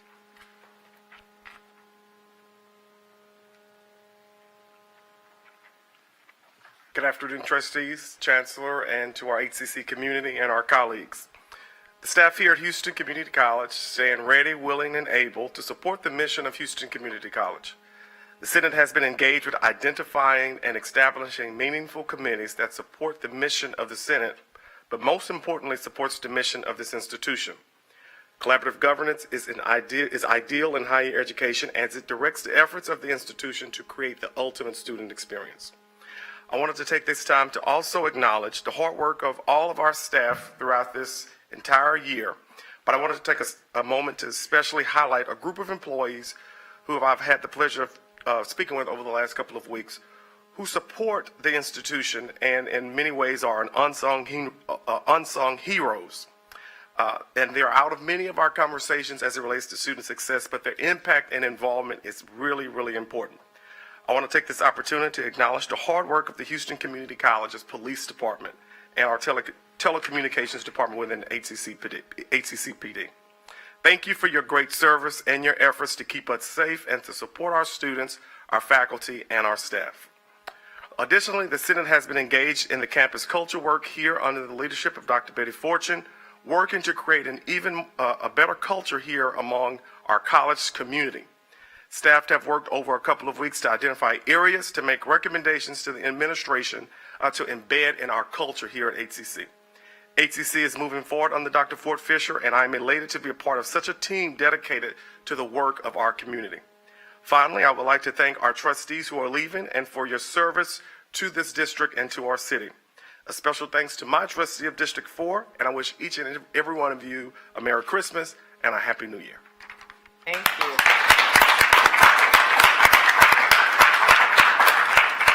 Thank you very much, Mr. Henry. And now Dr. Perez will present the Credential of Value report. Dr. Perez. Thank you, Chancellor and Madam Chair and trustees. Now for the highlight of the evening, I want to recognize our student, and that is Denzel Wilson. He is originally from Illinois. He earned an Associate of Applied Science in Artificial Intelligence from HCC in May of 2022 with highest honors. He was the Computer Science Association president, and he helped launch HCC's first AI conference. He is a member of the Lewis Stokes Alliance for Minority Participation with honors.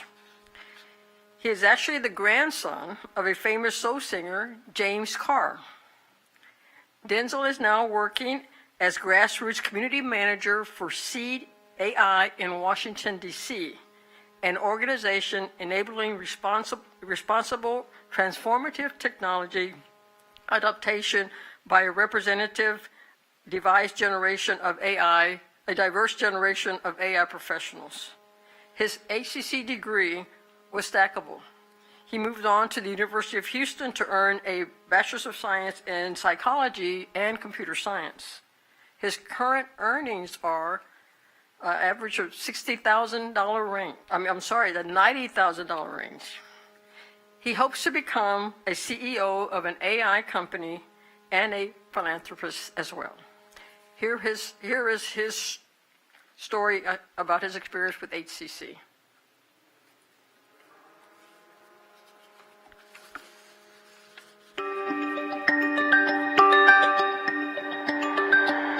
I had moved to Houston in 2018. I was working in oil and gas, and I was looking to go back to school, and I knew I wanted to do something in computer science or tech or IT. And when I looked and saw HCC was offering a brand new artificial intelligence program, I just thought there was a lot of value in that. And after talking with some advisors and program coordinator, Dr. Brown, I thought it was the right choice for me. We were taught early on that AI has to be done in teams, so a lot of our work was in groups of 3. But I love the projects. I love that we got to work with actual models and learn how to fine-tune them. I love that we got to learn how to work with Python and do some data science, and then get introduced to like deep learning and computer vision. All that was really intriguing. And then the robotics class where we got to actually work with NVIDIA Jets and Nanos and actually get a jet bot to go do autonomously around a track. Working with Intel and doing the Global Impact Festival and getting to meet the CEO was just amazing. It started off with just me and my 5 classmates wanting to solve a problem with the Uvalde shooting, and we came up with a solution using AI and LiDAR and scanning and being able to make it safe and secure for people to go to school and even work in industry and work in warehouses. It has so many use cases, and just us being able to put that together and then reap the benefits, like meeting, Pat Gelsinger, was just amazing.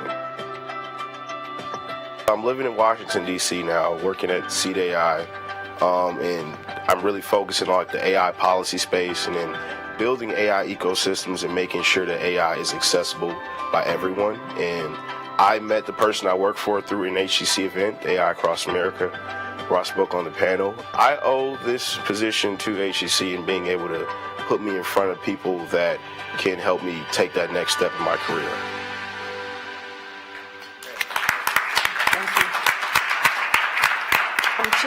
If I may, Of course. I just want to say that I had the privilege of meeting this gentleman and sitting with him as a student. What event were we at? Were we at the Greater Houston Partnership or?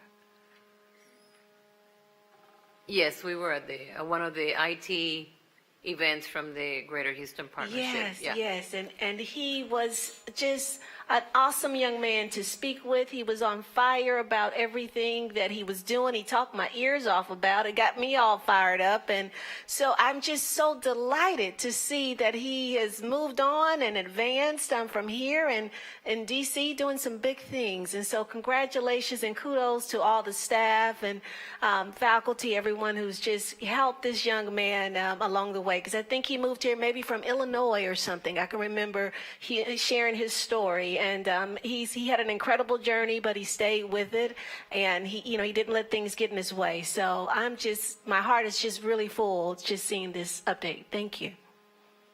Well, thank you very much for your remarks, Trustee Flowers. And to you, thank you for bringing the presentation to us, Dr. Perez. And please notify Mr. Wilson that we will be extending an invitation for him to serve on our Alumni Association Advisory Committee as well. And so, thanks to you and to all of the presenters. And I'd like to thank you to our board for giving us this opportunity. Madam Chair, this now concludes my report. Thank you. Thank you so much. Madam Chair, if I could, one more. I know, just as quick. You know what? I'm working with you. Thank you. Okay, last meeting, I know. Ms. Brown, she sent a note thanking us, and I want to acknowledge her for sending a note to the trustees. It was the sweetest, kindest, thoughtful note, and I want her to know that we received it, and we thank her for her thoughtfulness because she didn't have to take the time to pen that note to us, and she did, and so I just want to acknowledge her. Thank you. Thank you. Thank you for that, Reagan, because we did receive it, and it was a beautiful email. And it really made me feel good that someone was really taking notice of what we were doing as a board. And she actually admitted she saw some unity in what we were doing, and I sincerely appreciate that. So happy holidays to you, Ms. Brown, and thank you again. Yes. Oh, I'm sorry. I'm sorry. Your mic's not on. Well, I haven't gotten permission. You have permission. Thank you. I'd just like to announce I had just gotten some news that give condolences to one of my constituents in District 8, Mr. Frumencio Reyes. He was a community leader, a mentor, a legal advisor to many law students, and I just want to say prayers to his family and friends, because I met him when I was studying at TSU, and he was in law school there, so it's been many years, but I just want to say condolences to his family. Thank you.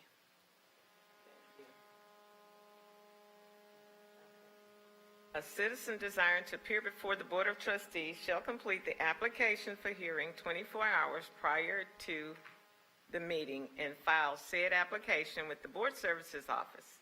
There are no citizens signed up to speak tonight. We will move to the consent agenda. Please note that item A2, proposed new award, medical biotechnology, AAS, was pulled from the academic affairs agenda by the administration and will not be considered on today. Are there any other items to be pulled from the consent agenda to be set aside for discussion? So I take that as a no. If there are no items, that's what I'm going to ask.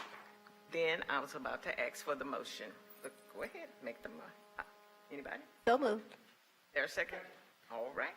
It's been moved in second. We're now ready to vote on the consent agenda.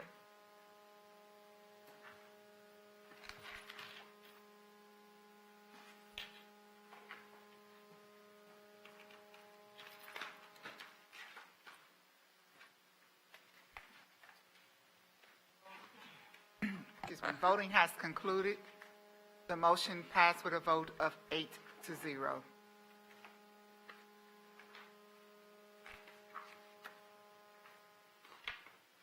Is there a motion to approve item A, pre-owned international semi-tractors or equivalent, project number RFP-C24-02? So moved. There a second? It has been moved in second. Dr. Ford Fisher will introduce the item. Thank you very much, Madam Chair. Trustees, we're seeking approval for the board to authorize the interim chancellor to execute a contract with Careers Truck Centers of Houston for the purchase of 2 pre-owned international semi-tractor trucks or equivalent in accordance with request for proposal. I invite Senior Vice Chancellor Hines to the podium to entertain any questions.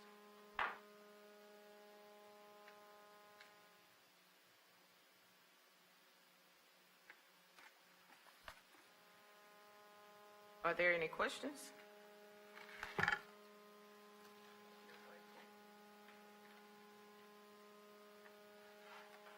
Discussion? Okay.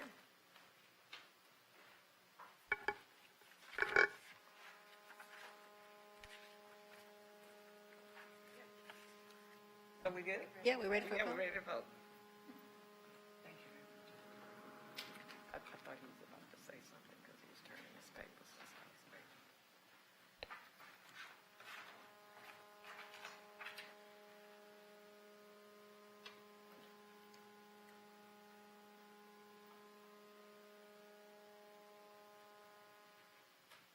Voting has concluded. The motion passed with a vote of 8-0. Is there a motion to approve item B, building top signage at designated HCC campuses, project number IFB 23-44? So moved. Second. Second. It has been moved. It has been moved and second. Dr. Ford Fisher will introduce the item. Thank you, Madam Chair, Trustees. We're seeking approval for the board to authorize the interim chancellor to execute a contract with Comet Signs, the lowest responsible bidder meeting specifications to provide building top signage at designated HCC campuses project in accordance with IFB 23-44. This is an item that was presented and approved by the board on October 18th, 2023 for contract execution with Hartman Signs. However, Hartman Signs has withdrawn their bid due to a miscalculation in their bid proposal. So at this time, we seek the board's approval for the next lowest responsible bidder, Comet Signs. If there are questions, I will ask Senior Vice Chancellor Hines to come to the podium to respond, please. Are there any questions, trustees? Okay, there are no questions. Yes, you have. Oh. Trustee Wilson? Comet Signs and National Signs, I know those two companies, they're substantial, good companies, but since I'm going to have to recuse myself from bidding on that for financial interest in a sign company. Okay. We will now vote on item B.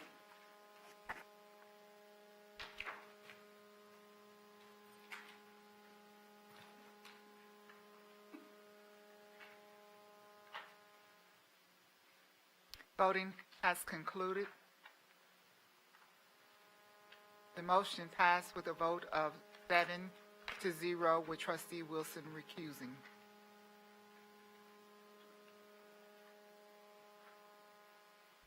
Is there a motion to approve item C, ratify approval of resolution in memoriam of Yvette Shagwar?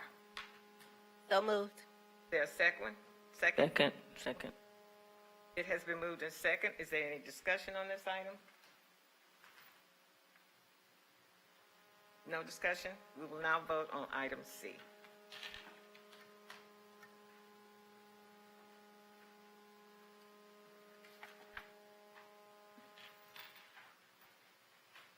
Voting has concluded. The motion passed with a vote of 8-0.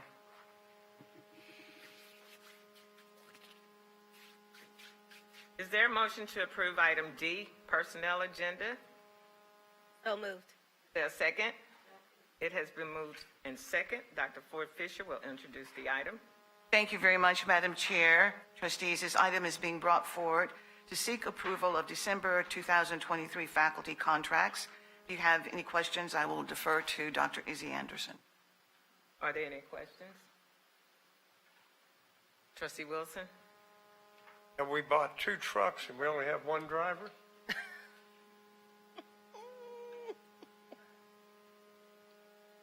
No, I have no question. Okay. All right. Voting is now open.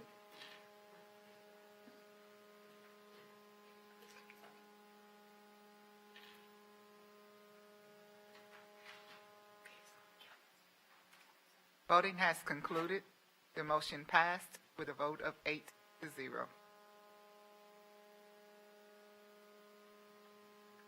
You can go ahead. We will move to item E, Report on Capital Improvement Program. This is a report item. No action is required. May I ask that we have unanimous consent to accept the report and just ask questions? All right. Sounds good. Are there any questions? Oh, there are no questions. Okay. All right. The board will now adjourn to a closed or executive session under the Texas Government Code, Section 551.071, 551.072, and 551.074, and/or 551.076 of the Open Meeting Act as stated in the notice of this meeting. Should any final action, vote, or decision be required, in the opinion of the board, on any matter considered in closed session, such final action, vote, or decision shall be taken up in the open meeting of a subsequent public meeting of the board upon notice thereof. The meeting is hereby adjourned to executive session at 6:17 p.m. And the administration is now dismissed. Thank you so very much. Thank you for coming. Merry Christmas.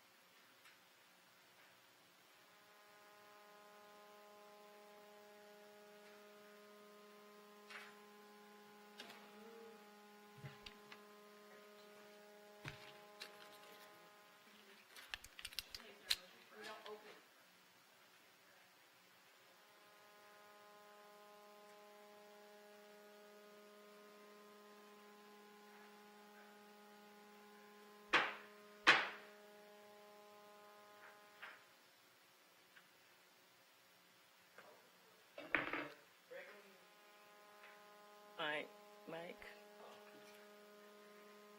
We adjourn at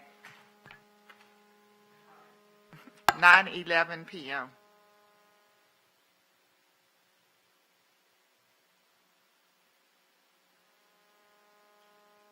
there a motion to approve item F? Madam Chair, Yes. I move to affirm the Level 3 decision for Employee 1. Is there a second? Second. Is there any discussion on this item? No discussion. Okay. We will now vote on item F. Give me 1 second, let me put the motion in.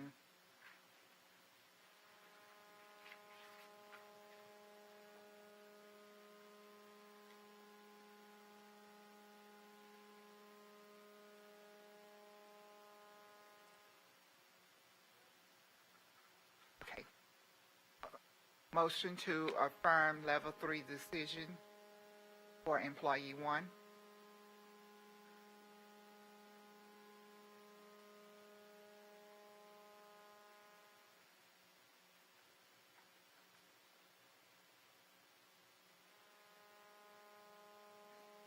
Voting has concluded.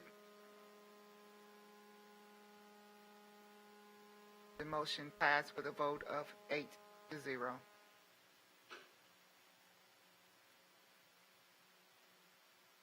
Is there a motion to approve item G, Ma- review of level 4 complaint?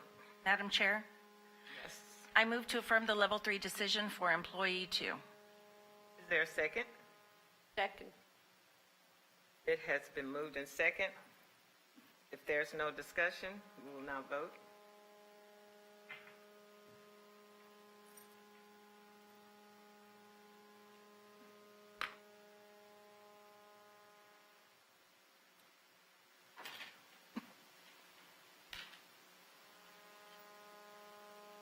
Voting has concluded.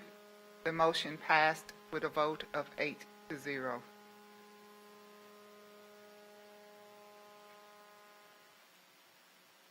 Okay. Display the correct.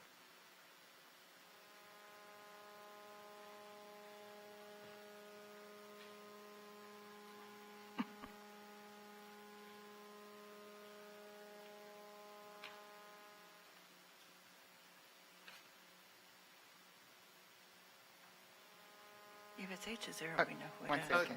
It didn't come on. No, she said it has to be seen for the record. All right. Is there a motion to approve item H, review of level 4 Madam complaint? Chair. Madam Chair? I'm sorry. Oh, go. Madam Chair, I move to reverse the level 3 decision for employee 3. Is there a second? Second. It's been moved in second. Before we vote, I want to make clear that we are reversing, actually, on level 3. Okay. It has been moved in second. Is there any discussion? Yes, ma'am. I would like to make that remand rather than reverse. Well, since we've already got a motion, we need to vote on, we've got a motion and a second, we need to vote on the motion. Okay. So we will now vote. Unless, yeah, that's true. Huh? Madam Chair, I didn't hear you. there could be an amendment to the motion. But then we have to No amendment. No amendment. Okay, Melissa said that if there was an amendment, we could. Okay. Trustee Wilson, if you would like to make propose an amendment to the motion, you can do that. Then we'll have a second on the motion to amend, and we'll vote on that, and then vote on the motion as amended. I'd like to make a motion to amend the first motion to remand. Okay, so we'll need a second for the motion to amend. Second. Okay, so now we will vote on the motion to amend. Unless there's any discussion. So now we're getting ready to vote on them, to vote on the amendment. On the amendment to change it to a motion to remand. To change. Whether or not it could change. The motion that's on the floor right now is a motion to amend the original motion to change it from a reversal to a remand. So we are voting on that amendment or change to the original motion. My motion, my first. Correct. My original. Okay, thank you.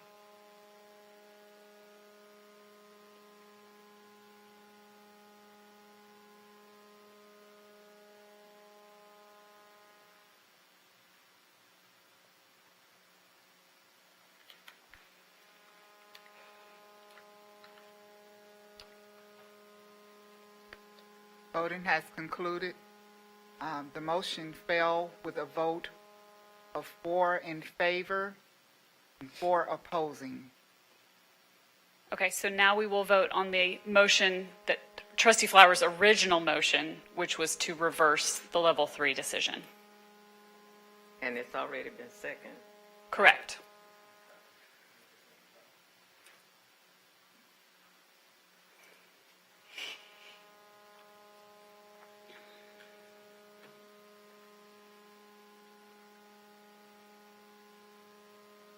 Voting has concluded. The motion passed with a vote of 5 in favor and 3 opposing.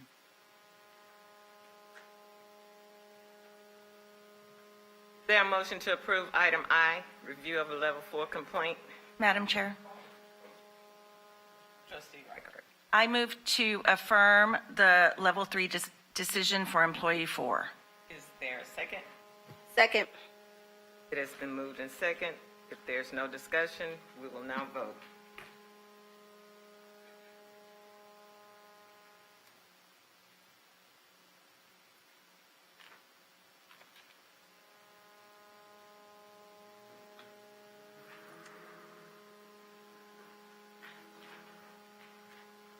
Voting has concluded.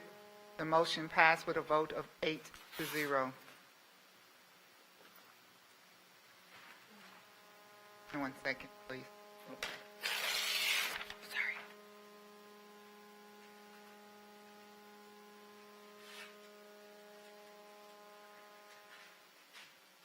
Is there a motion to approve item J, review of a level 4 complaint? Madam Chair, Yes. I move to affirm the level 3 decision for employee 5. Is there a second? It has been moved in second. If there's no discussion, we will now vote.